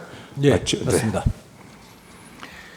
피청구인 측에서는 2025년 1월 13일 답변서 및 참고 자료, 6월 23일 준비 서면, 7월 21일 준비 서면 사실조회 신청서, 8월 18일 준비 서면 의견서, 8월 19일 의견서, 8월 20일 의견서, 9월 5일 의견서, 사실조회 의견서 및 사실조회 신청서 2건, 그리고 어제자로 의견서를 제출하셨습니다. 맞지요? 네.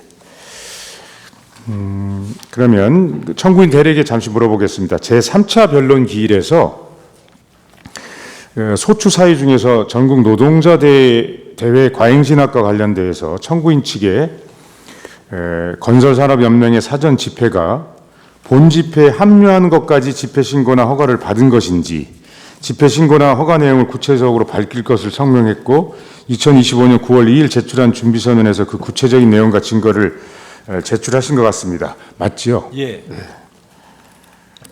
자, 그러면 양 당사자 측에서 지금까지 제출한 서면에 기재된 쟁점들에 관하여 앞서 소추 사실과 관련하여 모두의 진술한 것 이외에 추가로 진술하실 내용이 있으면 말씀해 주시기 바랍니다.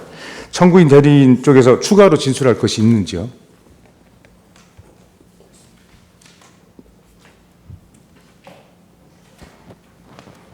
청구인 측에서 피청구인 측에서 아까 답변을 하셨을 때 저는 청구인 측에서는 좀 놀랐습니다.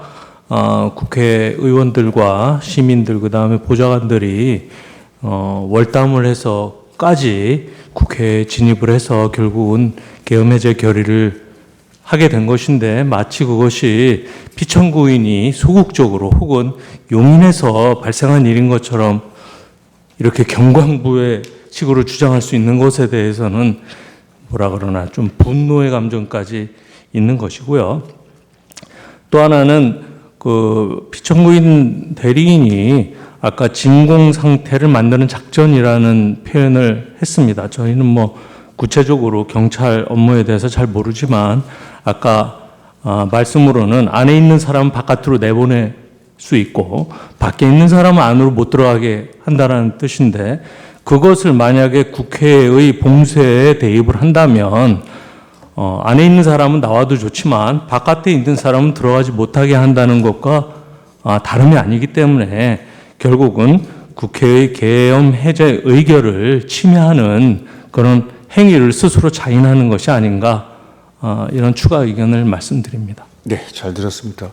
어떻게 피청구 측에서는 모두 진술 이외에 또 추가로 간단히 언급할 게 있으신지요? 만약 있으면 서면으로 답변하도록 하겠습니다. 네. 네네. 아유, 초추위원께서도. 소추인으로서 법제사법위원장으로서 한 말씀 좀 드리고자 합니다. 아까 그 대리인께서는 위헌 판단을 당시 그 짧은 3시간 동안 해야 된다. 당시로서는 위헌의 명백성을 판단할 수가 없었다. 사후적 고찰을 하는 것은 오류다. 이렇게 말씀을 하셨는데요. 경력이 도대체 몇 년이십니까? 경찰청장께서 최고의 현장 판단 전문가 아닙니까? 무장한 병력과 경찰과 비무장 민간인이 갑자기 여의도에 국회를 지키겠다고 쏟아져 나올 때는 누가 피해자이고 누가 소요를 일으키고 누가 가해자이고 위험한지 그 현장 판단 최고의 전문가가 하셔야 되는 것이고 그것을 책임지라고 현장을 제대로 판단하라고 나라에서 공직 임명하고 월급을 주는 것 아니겠습니까? 그런데 이제 와서 그 당시 판단을 할 수 없었다 그러면 그 당시 정말 소극적 저항을 치열하게 했던 일개 군인들과 일개 경찰들과 또 경찰청장 피청구인에게 조언을 했던 그 많은 그 부하 직원들보다 못하다 그것을 자인하는 것밖에 되지 않습니다. 현명한 판단을 바랍니다. 어쨌든 모두 진술과 추가 진술을 통해서 저희 재판부가 고민해야 될 쟁점은 좀 더 선명하게 부각되는 것 같습니다. 수고하셨습니다. 그럼 다음으로는 저희 재판관님께서 질문을 하는 시간을 갖도록 하겠습니다. 질문할 재판관님 계신지요? 네, 말씀하시기 바랍니다. 예, 정정미 재판관입니다. 청구인 측에 질문을 우선 드리고 싶은 게 있는데요. 피청구인 먼저 소추 사유 중에 선거관리위원회 경력 배치 관련된 부분입니다. 이 부분 관련해서 그 청구인은 피청구인이 선거관리위원회의 독립성과 영장주의 원칙 침해했다 이렇게 주장하고 있습니다. 이에 대해서 피청구인은 계엄군이 선관위에 부정선거 관련 증거 수집을 위한 압수수색을 하러 간다. 그런 사실을 알지 못했다라고 주장하고 있습니다. 만약에 피청구인 주장처럼 피청구인이 계엄군이 왜 선관위에 가는가라는 그 목적을 구체적으로 알지 못했다면 그러한 경우에도 여전히 그 선거관리위원회에 경력을 배치한 것이 선관위 독립성 침해가 된다고 할 수 있겠습니까? 그러니까 영장주의 부분을 배제하더라도 그 경력 배치한 행위가 선관위 독립성 침해가 되겠는지 그것을 여쭤보는 겁니다. 그 점에 관해서는 좀 더 자세한 부분은 서면으로 제출을 하도록 하겠습니다만 일단 구두로 간단히 먼저 말씀을 드리자면 영장주의 위반 문제를 제외하더라도 경찰이 어떤 비상계엄에 동원된 군의 요청에 따라서 그 출입을 통제한다. 아까 피청구인의 표현에 의하면 우발 대비라고 이렇게 얘기를 했고 그 우발 대비라는 것은 밖에서 안에 있던 사람들을 바깥으로 빼내 가지고 그 안을 비우고 진공 상태로 만들고 밖에 있는 사람은 안으로 들어가지 못하도록 함으로써 또 진공 상태를 유지한다는 차원인데 그것은 결국 선관위가 독립적인 합의제 헌법상의 합의제 기관으로서 24시간 자유롭게 본인 그 기관의 소임들을 할 수 있는 그 행위 자체를 차단하고 봉쇄한 것이라고 볼 수밖에 없습니다. 그거는 선관위의 요청이 있고 또 한편에서는 헌법상의 근거가 있다면은 모를까 그것을 계엄 선포에 따라서 군이 요청한다고 해서 그 요청에 따라서 피청구인이 경찰 병력을 그곳에 배치를 하고 안에 있는 사람들을 바깥으로 소개시키고 밖에 있는 사람들은 안으로 들어가지 못하는 상태를 만든 것 자체가 선관위의 독립성을 침해한 행위라고 볼 수밖에 없습니다. 네, 다음 질문 드리겠습니다. 그 소추 사유 중 전국 노동자 대회 과잉 진압 주장과 관련된 부분입니다. 청구인 측에서는 그 경찰청장인 피청구인이 그 집회의 해산 명령 등과 관련해서 직접 관여했다고 주장하는 것인가요? 예, 직접적 관여 행위에 대해서는 저희들이 구체적으로 확인하기는 사실은 쉽지 않은 것 같습니다. 다만 저희들은 그 서울경찰청장의 지휘하에 그날 노동자 대회에 대한 통제와 집회에 대한 관리가 이루어졌다고 보고 있고 아까 피청구인 스스로도 이에 대해서 사후적으로 보고를 받았다라고 하고 있습니다만 노동자 대회가 전국적으로 이렇게 상당히 큰 주목을 받고 있었고 전체 서울시청이라는 그 광장 내에서 크게 행사가 진행되었기 때문에 해마다 그 행사에 대해서는 항상 큰 충돌의 우려가 항상 있어 왔던 것 같습니다. 이명박 정부 때도 그랬고 박근혜 정부 때도 농민이 한 명 사명하는 일들까지 발생을 했고요. 그 이후에도 계속 윤석열 정부 하에서도 노동자 대회를 열 때마다 경찰 병력들이 상당수가 배치되었는데 이것은 단지 서울경찰청만의 어떤 단독 결정이라고 보기는 사실 쉽지 않은 것이다. 물론 경찰 내부의 여러 가지 의사교환이나 지휘관계를 저희들이 확인하기는 어렵습니다만 현재로서는 피청구인 본인의 관여 없이 이러한 집회의 봉쇄나 방해 행위가 쉽게 일어나기는 어려웠을 거라고 저희는 추측을 하고 있고요. 다만 그 부분에 구체적인 확인된 바를 저희들은 갖고 있지 않아서 현재로서 좀 한계인 상황은 인정할 수밖에 없는 것 같습니다. 그러니까 직접적인 증거는 없지만 네. 정황적 추정에 의하여 그렇게 네. 주장하는 것이다라고 이해하면 되겠습니까? 네, 그렇습니다. 그럼 저 피청구인 측에 좀 여쭤보겠습니다. 그 국회의 경력이 이제 나간 거 관련해서 네. 지금 우발 사태, 국회 다수 인원이 밀집할 것으로 예상되어서 우발 사태에 대비하기 위한 것이다라고 하셨는데 네. 비상계엄이 선포되면 왜 국회에 우발 사태가 발생하는 건가요?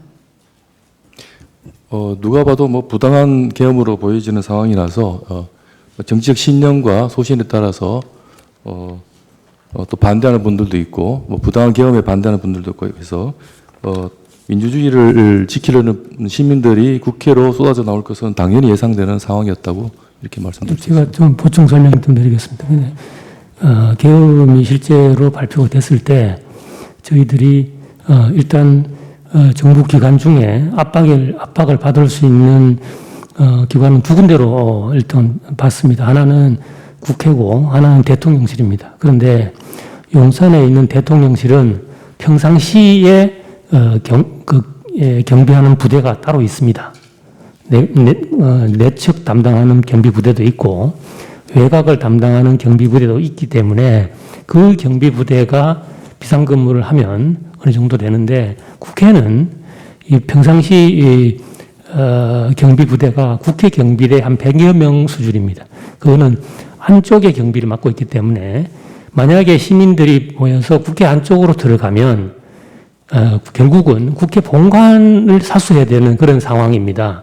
그런데 국회 경내에서 다수 시민들이 모여서 이해관계가 다른 시민들이 충돌한다든지 이런 경우는 반드시 막아야 되기 때문에 저희들이 국회를 기본적으로 경비를 할 수밖에 없는 그런 상태고 저희들은 그런 거를 평상시에 뭐 우발 사태 대비 개념, 그 경비 개념으로 이해하고 있습니다. 그러면 선거관리위원회 경력 배치한 건 왜 그렇게 하신 건가요? 선관위도 일단 제가 여인영 방첩사령관으로부터 전화를 받아서 세 가지를 이제 이야기를 했었습니다. 첫 번째 이야기한 게 안보 수사 요원 100명을 지원해달라. 그래서 저는 뭐 듣고 말았고, 두 번째는 우리가 선관위에 갈 거다. 알고 있어라. 이거였고, 세 번째 우리가 좀 메모를 좀 해라 하고 제가 메모를 쭉 사람 이름을 쭉 받아 적으니까 이 사람들 오늘 저녁에 우리가 체포를 해야 되는데 경찰에서 위치 추적을 좀 해달라. 그래서 제가 위치 추적은 이게 우리가 평상시 할 수 있는 게 아니다. 수사건으로 영장이 있어야 되는 건데 지금 이 사람들 수사건도 없고 이 밤에 무슨 그 되겠냐. 그러니까 하여튼 좀 잘 부탁합니다 하면서 그래서 이제 전화를 끊었던 겁니다. 그런데 무슨 이유에 있어든지 방첩사에서 즉 군대에서 선관위를 간다는 사실을 제가 전에 들었습니다. 세 군데 간다는 거를 경기도에 두 군데, 서울에 한 군데인데 근데 이 사실 저희가 알고는 있는데 그런데 거기 가서 군이 출동을 하면은 뭔가 그 돌발 사태가 발생할 수도 있는 상황에서 제가 아무것도 지시를 안 하는 거는 안 된다고 생각해서 제가 경기남부청장한테 전화해서 이 사람들이 여기 간단다. 우발 대비 좀 해라. 그래서 그랬더니 경기남부청장이 저한테 그럼 어떻게 하면 됩니까? 이렇게 묻길래 평상시 하던 대로 해. 제가 이렇게 이야기를 한 겁니다. 그러니까 이제 경기남부청장이 거기에 경력을 배치를 지시를 아마 했던 것 같은데 근데 서울은 제가 사실은 그거를 서울청장이 지금 국회에 계속해서 집중해서 경비를 하고 있는 걸 지휘하고 있는 거기 때문에 뭐 이렇게 좀 간단한 사안으로 관하게 이제 청사가 간다는 사실을 제가 알았지만 그것까지 서울청장한테 이야기하는 거는 서울청장한테 너무 부담을 주는 것 같다 싶어서 그거는 제가 전화를 안 했습니다. 그거는 뭔 일이 있으면 신고가 들어오면 바로 적응하면 되겠다 싶어서 안 했고, 경기 남부청장한테 전화했던 거는 거기에 군에서 출동을 하는데 그러면은 거기 가서 혹시 돌발 사태가 발생할 수도 있는데 경찰이 아무런 대비도 안 하고 있어야 되겠느냐 하는 그런 차원인 거지.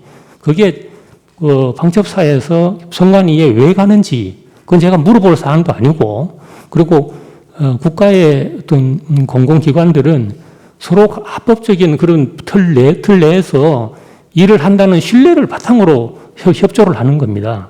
그렇기 때문에 우리가 거기서 그 사람들의 무슨 뭘 도와주거나 그럴 이유는 전혀 없었던 겁니다. 만약에 협조를 하려고 했으면 우리 수사요원들을 보냈겠죠. 압수수색을 하는데 그 필요한 수사요원들을 보내가지고 우리 사이버 수사요원이라든지 이런 뭐 디지털 포렌식 요원들을 보내가지고 지원을 했겠지만, 그러나 우발 사태이기 때문에 그런 개념은 아니었던 겁니다.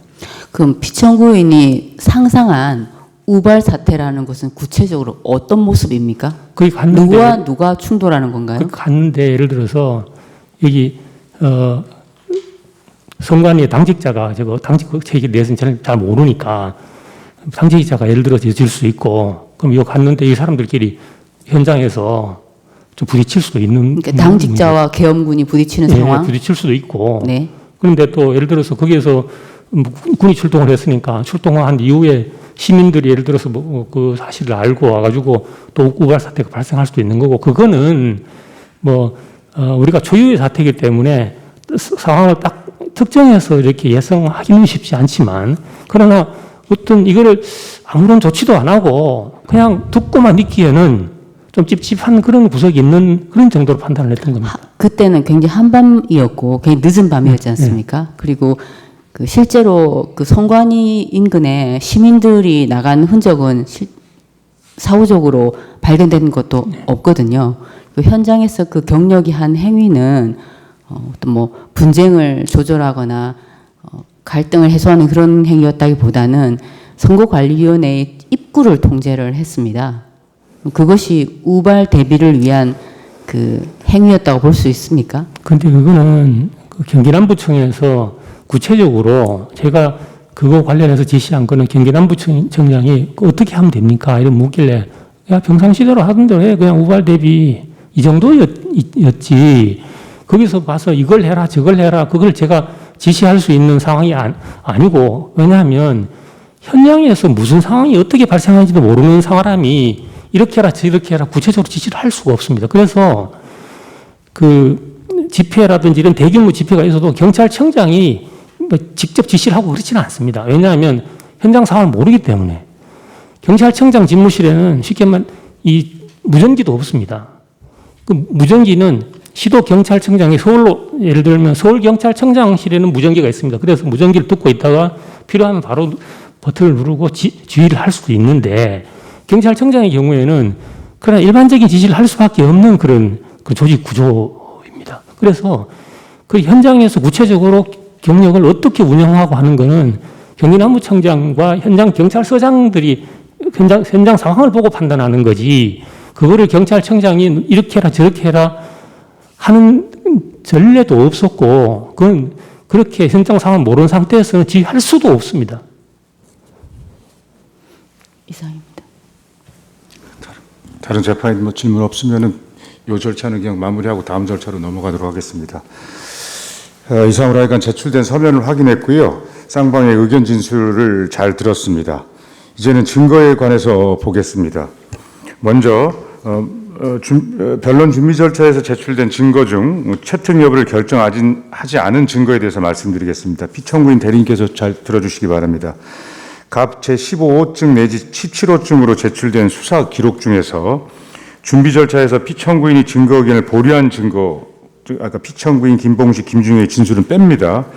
피청구인이 증거 의견을 보류한 증거에 관해서 피청구인 측은 2025년 9월 5일 제출한 의견서에서 동의하고 입증 취지 부인한다는 의견을 밝히셨습니다. 맞습니까? 네, 그렇습니다. 네, 잘 알겠습니다. 동의하신 증거는 모두 채택하겠습니다. 다시 계속 그 피청구인 대리인에게 물어봅니다. 다음으로 피청구인 측이 준비 절차에서 부동의한 김봉식, 김준영의 수사기관에서의 진술에 관해서 보겠습니다. 피청구인이 부동의한 김봉식, 김준영이 수사기관에서 진술한 진술조서, 피의자 신문조서 중 갑 16호 중에 9, 11, 18, 46, 48, 갑 제 17호 중에 3, 4, 5, 9, 11, 14, 19, 20은 진술 과정에 변호인이 입회하고 그 변호인이 진술 과정에 아무런 문제가 없다고 확인한 조서입니다. 따라서 절차적 적법성이 담보되므로 증거로 채택하겠습니다. 다만 갑제 17호 중에 1은 변호인이 입회하지 않은 조서로서 채택하지 않겠습니다. 다음으로 피청구인 측이 준비 절차에서 부동의한 갑제 18호 중에 2, 3 보도 자료와 관해서 말씀드립니다. 청구인 측에서 준비기일 이후에 그 갑제 18호 중에 5 내지 10일로 그 갑제 18호 중에 2, 3 보도 자료의 출처에 관한 소명 자료를 제출했습니다. 아마도 피청구인 측에서 이 서증을 확인한 것으로 보이는데 확인하셨는지요? 네. 청구인 측에서 추가로 제출한 일단 갑제 18호 중에 5 내지 10일에 대한 증거 의견은 어떻습니까? 그 출처와 관련된 보도자료의 출처에 관한 갑 18호 중에 5 내지 10일에 대해서 증거 의견에 대해서는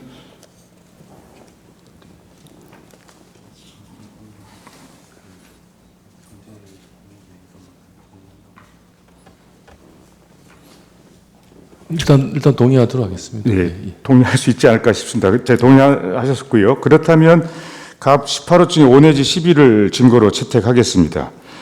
그러면 이것으로 갑 18호 중에 2, 3 보도자료의 출처가 이제 소명된 것으로 이렇게 보이기 때문에 갑 18호 중에 2, 3 보도자료도 종전의 입장을 바꿔서 증거로 동의할 여지가 있어 보이는데 어떻습니까? 네, 동의하도록 하겠습니다. 예, 그렇게 하시겠습니까? 네.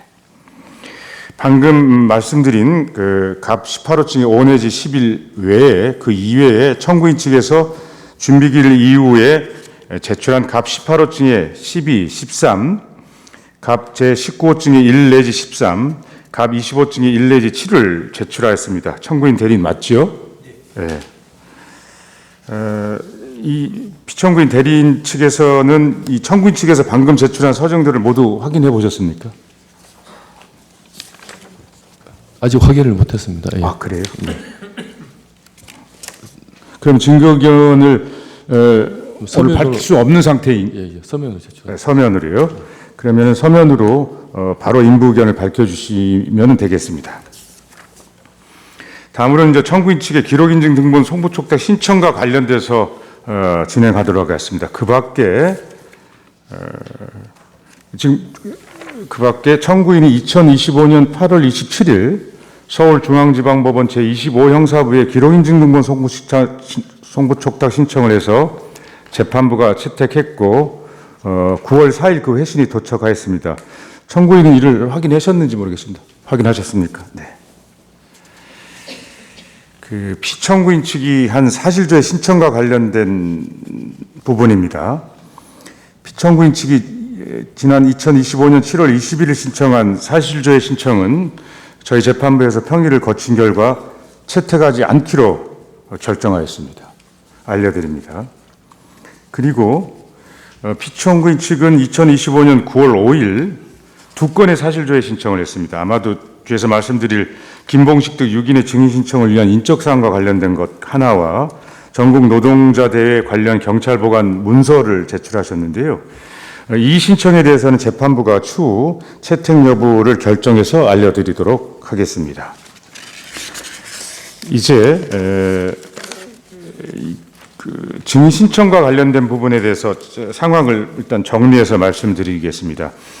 피청구인 측에서는 어제자 의견서로 김봉식, 김준영, 박현수, 주진우, 임정주, 유승열 6인에 대한 증인 신청을 할 예정이라고 밝히셨습니다. 그리고 앞서 채택 여부 결정을 보류한 증인 신청을 위한 인적사항을 파악하기 위한 사실조회 신청은 저희들이 보기엔 바로 지금 말한 6인의 증인 신청과 관련된 것으로 보입니다. 결국 피청구인 측은 이 6명에 대한 증인 신청 의사가 일응 있어 보입니다. 그런데 다만 현재로서는 증인 신청서의 형식이 아니라 사실조회 신청서 및 의견서만 제출된 상황이기 때문에 증인 신청 의사가 있다고 한다면 증인 신청서를 제출할 필요가 있어 보인다는 점을 알려드립니다. 알겠습니다. 그리고 이제 내용과 관련돼서 제가 피청구인의 의견을, 요 증인 신청과 관련된 피청구인의 의견을 듣기 전에 저희 재판부에서 재판관님의 질문이 있겠습니다. 잘 경청해 주시기 바랍니다.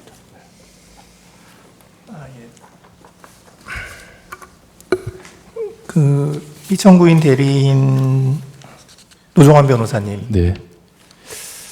그 지금 증인 신청하시겠다고 하는 사람 중에서 그 임정주 이제 경찰청 경비국장이잖아요. 네. 그리고 주진우 경찰청 경비부장, 서울청 경비부장. 네. 이게 그 증인 신문을 하시겠다는 그 취지가 어떤 건가요? 주진우 같은 경우에는 계엄 당시에 국회 통제와 관련한 실무, 서울경찰청의 실무 책임을 맡고 있었고요. 임정주는 이제 경찰청에서 국회 통제와 관련한 실무 책임을 맡고 있었던 사람입니다. 특히 주진우 같은 경우에는 그 전국 노동자 대회와 관련해서도 집회 시위 관련한 그 지휘에 책임을 맡고 있었던 사람입니다. 그래서 두 사람이 증언이 꼭 필요한 사항이라고 생각됩니다. 아, 주진우는 12월 3일자 및 이제 전국 노동자 대회까지. 노동자 대회에 관해서도 물어볼 사항이 있다. 그렇습니다. 예, 예. 근데 지금 그 임정주, 주진우 이 두 사람은 그 피청구인에 대한 형사 재판에서 증인 신문을 노종환 변호사님께서 예, 하셨던데요. 예, 예. 근데 거기에서 충분하게 물어보지 못한 내용이 있는 건가요? 이제 주진우 같은 경우에는 노동자 대회 관련해서는 하나도 물어보지 못하였고요. 그 다음에 임정주 관련해서는 그 본인이 그 국회 2차 통제와 관련해서 해제를 건의했다가 묵살당했다. 경찰청장에 의해서 거절당했다는 취지의 진술을 하고 있는데 저희들은 그게 허위의 진술이 워낙 이미 명백하기 때문에 한번 이제 우리 재판관님 앞에서 한번 그 진술을 한번 탄핵하고자 그렇게 증인을 신청한 겁니다. 이제 그런데 이제 그 피청구인 대리인 측에서 8월 18일에 준비서면 내셨잖아요. 네네. 이제 거기를 보면 그 임정주가 이제 그 형사 재판에서 이렇게 증언을 했다는 거예요. 그러니까 그 피청구인이 그날 23시 34분경 집무실에서 비서실로 나오면서 지금 포고령이 언론에 공포되었다. 공식 문서는 안 왔지만 포고령이 언론에 공포된 자체로 포고령 효과가 있는 것이다. 그러니 그 포고령대로 모든 정치 활동이 금지되었으니 서울청에 전화해서 모든 출입을 통제하라고 지시를 전달해라. 고 피청구인이 얘기를 했다고 이제 증언을 했는데. 네, 맞습니다. 예. 그런데 이제 그 이 증인 신청하는 취지가 임정주 증인이 기억에 오류가 있거나 국회 통제의 결론을 내는데 같이 논의를 했다고 하면 불이익을 입을 것을 우려해서 진실되지 않은 답변을 한 것으로 보인다. 그렇습니다. 예. 그래서 그 이 부분에 관해서 다투기 위해서 증인이 필요하다 이렇게 말씀을 하시는데 맞습니다. 예. 지금 그 증인 임정주가 그 3월 31일 그 2시부터 증인 형사재판에서 증인 신문 한번 했고요. 네. 일주일 후인 4월 7일 오전 10시부터 또 증인 신문 또 했고 노종환 변호사님께서 굉장히 자세히 물어보셨어요. 맞습니다. 예. 네, 그런데 그렇습니다. 당시에 다시 또 법정에 불러서 저기 부분에 말씀드리자면 대해서 그날 당시에 네. 우리 조지호 피청구인이 건강상 이유로 기일 내에 이렇게 신문을 했습니다. 그래서 본인이 묻고자 하고 싶은 부분을 많이 못 물은 게 있어서 뭐 지금 국회 통제관에서 굉장히 중요한 증인이라서 한번 재판소에서 한번 재판장님께서 보시는 앞에서 한번 그 사람이 증언이 이제 상당 부분 허위가 있음을 한번 탄핵하고자 하는 겁니다. 예, 뭐 취지는 알겠습니다만 하여튼 이게 입장을 바꿔놓고 생각을 하면 그 증인이 수사기관에서도 진술을 했고 그리고 형사재판에서도 한 번 나와서 그때 다 신문을 못해서 일주일 후에 또 불려가가지고 또 증언을 했는데 이제는 탄핵재판에 또 증인으로 나와야 된다고 하면 좀 약간 좀 지나친 것 같아서 하여튼 그 부분의 그 입증 취지를 충분히 잘 왜 더 필요한지에 관해서 네. 잘 생각해서 신청서를 내주시기 바랍니다. 알겠습니다. 이 6명의 증인 신청과 관련돼서 지금 정리하겠습니다. 그 증인 신청서가 있다면, 증인 신청하고자 하는 의사가 있다고 한다면 피청구인 측에서는 적어도 늦어도 내일까지는 어떻든 재판 진행을 위해서 이 증인들에 대한 증인 신청서를 제출하여 주시길 바랍니다. 특히 방금 재판관님이 그 질문한 것 갖고 있는 어떤 문제의식을 잘 생각하셔서 법원에서 한 진술이 기재된 서증이 이미 증거로 채택된 마당에 그들의 증언을 다시 이 법정에서 들어야 될 구체적 필요성 등을 좀 더 소상하게 소명할 필요가 있지 않을까라는 생각이 듭니다. 어쨌든 그런 증인 신청서가 제출된다면 재판부에서 그 평일을 거쳐서 증인 채택 여부는 결정해서 알리도록 하겠습니다. 잠깐만요. 마무리 좀. 그리고 이제 채택될 경우에는 아마 사실조회를 통해서 인적사항을 파악해가지고 소환할 수 있도록 하겠습니다. 여기까지가 말씀드리고 잠깐만요. 잠깐만요. 그다음에 제가 아까 진행하면서 잠시 고지를 누락했는데요. 그 갑 18호증의 2.3 보도자료의 출처에 관한 증거를 동의함으로 해가지고 종전 증거 의견을 바꿔서 18호증의 2.3에 대해서는 동의를 우리 피청구인 대리인께서 해주셨기 때문에 그 18호증의 2.3은 증거로서 채택하겠다는 말을 다시 확인해 드립니다. 예, 대리인께서 무슨 말씀 하시나요? 그 내일까지 네. 증인 신청서 내달라고 말씀하셨는데 저희 그 내일 피청구인의 형사재판이 있는 날이고 오늘 좀 준비도 해야 되고 내일 재판에도 참석해야 돼서 조금만 더 여유를 주실 수 있을까 해서요. 이 증인 신청 문제는 계속 그동안 준비 절차에서도 이야기 대서했던 것 같은데 그런 상황이라고 한다면 그리고 또 재판부가 갖고 있는 저희들의 의문에 대해서 좀 더 소상하게 설명할 필요도 있어 보이기 때문에 그래도 뭐 이번 주까지라도 좀 제출을 해주셨으면 좋겠다. 네, 그렇게 정리하도록 하겠습니다. 한마디 더 말씀드리고자 합니다. 네네. 저희들이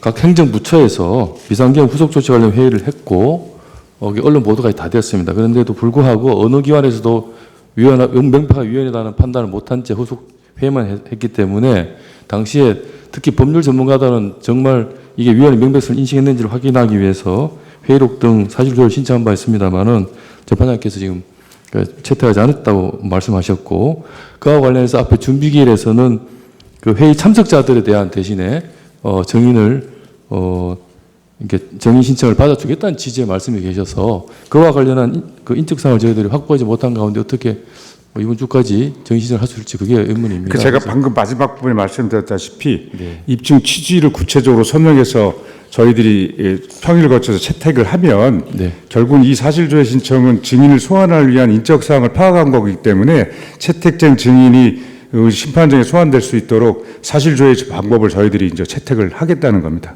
네, 그렇게 알겠습니다. 하시면 되겠고요. 혹시 이 6명의 증인 신청과 관련돼서 저희 재판부하고 피청구인 측에서 지금 질의응답이 있었는데요. 이와 관련돼서 혹시 청구인 측에서도 이 증거 체부 결정과 관련돼 가지고 이런 점을 고려해야 된다라고 개진할 의견이 있으시면 좀 간단히 해주시기 바랍니다. 뭐 일단 피청구인이 서면을 상세하게 써서 내면 그에 대해서 의견을 저희도 피력을 하겠습니다만 아까 재판장님이 정확하게 지적을 해주신 것처럼 지금 6명의 증인 신청 예정자들은 모두 조소나 증인 신문을 마친 분들입니다. 한 분이 빠졌는데 박현수라는 분이 빠져 있는 것 같고요. 근데 뭐 이분은 아마도 그 입증의 취지가 피청구인이 아까 12월 4일 새벽 6시에 사의 표명했다라는 것이기 때문에 이 사건과 직접적인 관련이 있지는 않은 것으로 청구인은 생각이 들고 나머지 분들도 사실은 조소에서 이미 상당 부분 나와 있는 분이기 때문에 조속한 심리를 위해서도 좀 상세히 보고 판단해 주셨으면 하는 바람입니다. 네, 잘 들었습니다. 다음 단계로 좀 넘어가겠습니다. 그러면 지금부터는 채택된 서증에 대해서 서증 조사를 하겠습니다. 채택된 서증들은 양 당사자 측에서 모두 열람해서 아마 확인한 것으로 알고 있습니다. 재판부에서는 양 당사자 측에서 양해해 주신다면 원활한 심리 진행을 위해서 재판장에서 지금 증거로 채택된 서증들의 내용을 하나하나 고지하지 않고 재판부와 양 당사자 측이 열람한 것으로 개별 소정 조사를 대체하려고 하는데 혹시 이에 대한 의견 혹은 이견 있으신지요? 이견 없습니다. 네, 없습니다. 네. 그럼 채택된 서증들은 재판부와 양 당사자 측이 열람한 것으로 개별 증거 조사를 열람하는 것을 대체하도록 하겠습니다. 증거 정리는 아마 이것으로 정리가 어느 정도 된 것 같습니다. 마치도록 하겠습니다. 이 사건은 변론 준비 기일이 3회에 걸쳐 진행되었습니다. 양측에서 주장 정리 및 증거 신청 기회를 충분히 양측에 저희들은 드린 것으로 같습니다. 지금까지 논의한 증거 외에 양측에서 양측에서 지금 추가로 적어도 구수로라도 증거 신청을 할 것들이 있는지 한번 여쭤봅니다. 정부인 측에서는요, 그 형사재판이 계속 진행 중이니까 혹시 또 진행 사항이 있어서 증인이 출석해서 증언을 하고 저희 측에서 필요하다고 판단되면은 증거 신청을 할까 합니다. 그 부분에 대해서는. 예. 피청구 측에서는 어떻습니까? 없습니다. 예. 네. 그러면 오늘 변론 전체는 이것으로 마무리해도 될 것 같습니다. 양측 대리인들께서는 혹여라도 또 추가적으로 우리 재판부에 추가로 말씀하실 것이 있는지요? 지금 특별히 없습니다. 네. 그 다음 길에는 제가 못 예, 나올 예. 것 같으니까요. 네네. 그냥 재판장님께서 그 성명을 해주시면 하는 사항이 있습니다. 피청구인은 계속 그 우발 사태를 언급하면서 시민이 많이 모일 것 같으니까라고 주장을 하는데요. 그렇다면은 국회 경내를 경비할 수밖에 없었다라고 하는데요. 국회는 국회 경비대장이 따로 있습니다. 그러면 국회 측으로부터 국회의장이나 국회 측으로부터 경비가 필요하고 경비 요청이 있었는지 직간접적으로 당시에 그리고 또 그 피청구인 스스로도 이런 우발 사태를 대비해서 국회 경비대장에게 시민을 보호하거나 또는 국회가 국회 목적에 부합하는 활동을 보장할 수 있도록 하는 조치를 취하였는지를 성명해 주시기 바랍니다. 그리고 계속 시민이 모이면 우발 사태가 일어난다를 말씀을 하시는데 그러면 시민들이 많이 모여서 탄핵 집회나 각종 집회를 수차례 하는 동안 경찰이 자극하지 않은 이상 시민들은 민주적 훈련이 굉장히 잘 돼 있었고 우발 사고가 하나도 없었음에도 불구하고 그날 유달리 시민이 모여서 시민이 만드는 우발 사태를 예상할 만한 어떤 정보가 있었는지를 성명해 주시기 바랍니다. 그리고 또 피청구인이 계속 시민이 모여들어서 우발 사태를 얘기하는데 그렇다면 피청구인 스스로가 당시에 시민을 이런 상태에서 보호하라고 부하들에게 지시한 사례가 있었는지 시민을 보호한 사례가 있었는지를 성명을 해 주셨으면 합니다. 이상입니다. 네, 우리 피청구인 측에서는 지금 소추위원께서 직접 궁금해 여기는 거에 대해서 직접 들으셨죠? 네. 어쨌든 그 국회 출입 통제, 출입문 통제 혹은 국회 통제와 관련돼서 서로 쌍방의 차이 나는 평가를 우리가 재판부가 올바르게 판단하기 위해서는 지금 소추위원이 궁금해 여기는 부분에 대해서 피청구인 쪽에서 답변할 필요가 저도 있어 보입니다. 염두에 두시고 변론이 진행 동안 적절하게 답변해 주시면 될 것 같습니다. 네, 차후에 서면으로 답변하도록 하겠습니다. 예. 그 이후에 피청구인 대리인께서 하시고 싶은 말씀은 없습니다. 네, 없습니까? 그러면 이상으로 제1차 변론 기일을 마치겠습니다. 다음 일정에 대해서 말씀드리겠습니다. 제2차 변론 기일은 2025년 즉 올해 9월 30일 15시 오후 3시에 대심 판정에서 진행하도록 하겠습니다. 다만 그 사이에 법정회에서 증인이 채택되는 경우가 있을 수 있습니다. 그럴 경우에는 변론 시간이 오전이나 혹은 이른 오후로 변경될 수 있음을 미리 알려드립니다. 시간이 변경될 경우 당연히 연락을 드리도록 하겠습니다. 당사자와 대리인들 모두 수고하셨습니다. 수강관님, 네, 또 하실 말씀 있으실까요? 잠시만요. 네. 알고 있어요. 저기 그 군사법원에 그 정인 신문을 하기로 되어 있는데 출석하기로 되어 있는데 그날 아, 그날입니까? 9월 네, 30일? 그렇습니다. 예. 그럼 아, 저희 군사법원을 좀 미뤄달라고 부탁을 한번 해보겠습니다. 예. 그래 주는 게 저희도 좋겠습니다. 그래야 오는 저희도 것 일정이 같습니다. 너무 많이 중첩되어 있고 예, 해서 그렇습니다. 그럼 지금 방금 말했던 건 그대로 유지하는 걸로 하겠습니다. 네. 마무리하겠습니다. 하여간 당사자와 대리인들 모두 수고하셨습니다. 오늘 변론 1회 변론 기일은 이것으로 마무리하겠습니다.